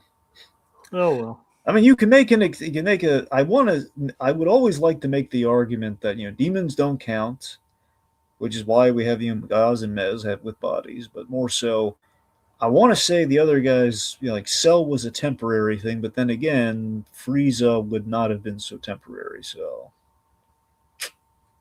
Yeah. yeah. Anyway, Maybe you could count it as a retcon or continuity error. that's a thing. It's more of a little continuity flow. No one cares. Or I can. Let's see. We don't care. Exactly.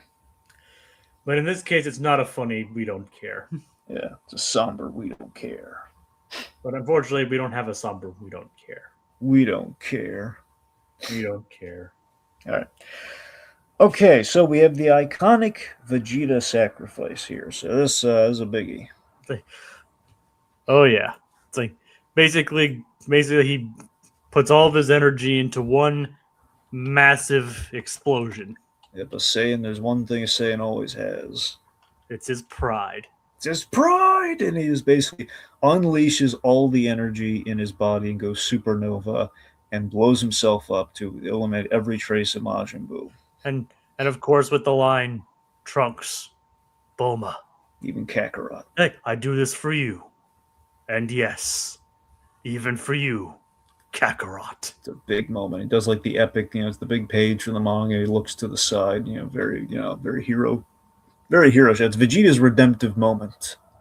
It's the moment where he officially fully becomes one of the heroes. Exactly. And it's his death. And it's regularly and rightfully been cited like one of the most iconic moments in anime history. Yeah. So, Vegeta's, we see the statue husk of his body fall and just kind of shatter. And and then it's Piccolo. He is meanwhile during this, he's cut Babidi in half, to kind of stop him, put it into his evil as well. And of course the narrator puts it beautifully. His name was Vegeta, a proud Saiyan prince. So, yeah. I mean, yeah, go on. I was gonna say, well, go on. I was gonna bring us to the next part. I mean, I was just saying, like, that's all I was gonna say. Yeah. So, unfortunately, we reveal that not only Babidi survived, he's in half. He's missing limbs and everything. He's pretty much like Vader at the end of Revenge of the Sith. But Majin Buu has also survived. Yeah. That's the problem area there. So Piccolo's in crisis mode. He sent the kids away with Krillin, also told him to tell Chi-Chi the horrible news that Gohan's been killed. Yeah. But he rushes there, and he says, "Okay, crisis mode. Okay, we need to take him to the lookout. We need a there are plan B right now. Just take him to the lookout." So Boo's alive, Bobby's alive, Bobby's all healed up. He's in a hole now, and so pretty much it's kind of like almost like like end of Back to the Future 2, or like kind of like the the end of there is another kind of an Empire Strikes Back kind of moment where okay, And like a lot of other characters, Boo gets stronger the longer he stays alive. that's true. So the point being, there is another. We have other hopes. We have the next basically the hope lies in the next generation, the shoulders of the next generation. Now that we've kind of both of our original heroes are killed off, Goku and Vegeta. Now Goku is just that it's a matter of time before he goes back. We have Gohan. If we can find him, Gohan secretly, as far as they know, it's just Goten and Trunks. But secretly, Gohan is alive but critically wounded. And so I don't forget this. I think it might technically be part of the next arc, and I might not remember. Chi Chi's reaction to hearing Gohan's death was heartbreaking. Yeah, that's yeah. Yeah. And just like, Gohan is dead, which was just sad. Yeah. So, but we'll find out what exactly Goku's plan is next time. Yeah. Well, but all we know is that it requires the next generation. Yes. Hey, Jacob, Yeah. what's that by your foot? It's a strange ball that I found. Ball? What kind of is there something on that ball? Yeah, it has 6 little emblems on it. Wait a minute, Jacob. Yeah. I think that's a Dragon Ball. Ooh, nice. Don't you hear like the wham wham sound? Hey, now that you mention it, I do kind of hear it. Yeah. That's 6. We've got 6 balls. One more and we make a wish. Oh yes. So, what are your closing thoughts, Dragon, on this? Closing thoughts again. It always got looking back on this. I still get crushed that we don't properly do a World Martial Arts tournament. I know why we don't do it. I get it. It still doesn't make the hurt go away. I love the Gohan stuff. God help me. I mean, some people out there, I'm sure, like can roll their eyes at the Great Saiyaman. I mean, the bigger question with this is like, it worth going back for one more adventure? Like past the Cell Saga. Some people are very purist about like it should all end at the Cell Saga. Cell Saga is a perfect ending, and look, that's fair. I like the crazy ride that we go on and where we go from there. I don't think it hurts anything. I think it's far removed enough that it's the next generation. I think the material that we get here, it's especially when we get to the last part. There's just I think it's just fun being in this world, and I think this saga specifically is all about world building and just kind of like where do we go from here, and like we're kind of trying to reinvent the wheel. And I appreciate the ambitiousness of this one. I appreciate seeing our characters grow up and doing kind of like the kind of the future kind of futuristic somewhat, like kind of the jump 7 years forward with this universe. I don't know.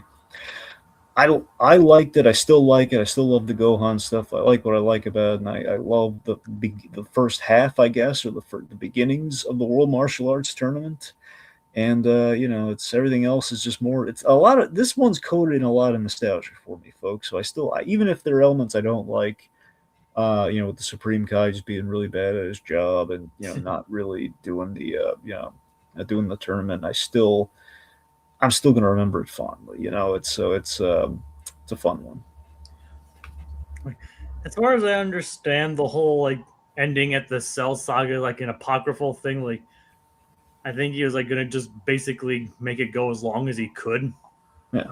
So, and who really knows? Like Toriyama gives sometimes just like 5 different reasons for the same thing. True. So, so who knows?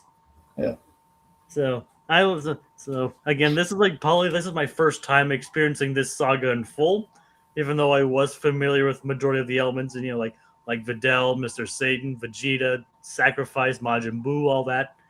I said Babidi was a new experience, and seeing him was actually quite interesting. I didn't know what I didn't know how much of a compelling threat he'd actually be, and he ended up actually being quite the interesting threat. I'm not gonna lie. It's kind of like Superman being vulnerable to magic, if you think about it. Yeah, One of Superman, we talked about Superman a lot. One of his weaknesses is magic. that's true. So the Superman parallel kind of works here. Granted, I don't think. And has Superman ever been corrupted into evil by magic? Yeah, So I guess that makes. So I guess that parallel works as well. And I enjoyed it. And like Vegeta's sacrifice hit all the right beats. It's a sacrifice that felt earned, and it really sets up nicely for the last major saga. All right, I think that does it. What do you think? I think so. It's like, thank you for everyone for watching. Thank you to Little Blue and Maximus E-I3W for commenting. And the world has lost a warrior, one who has come to see the earth as his home.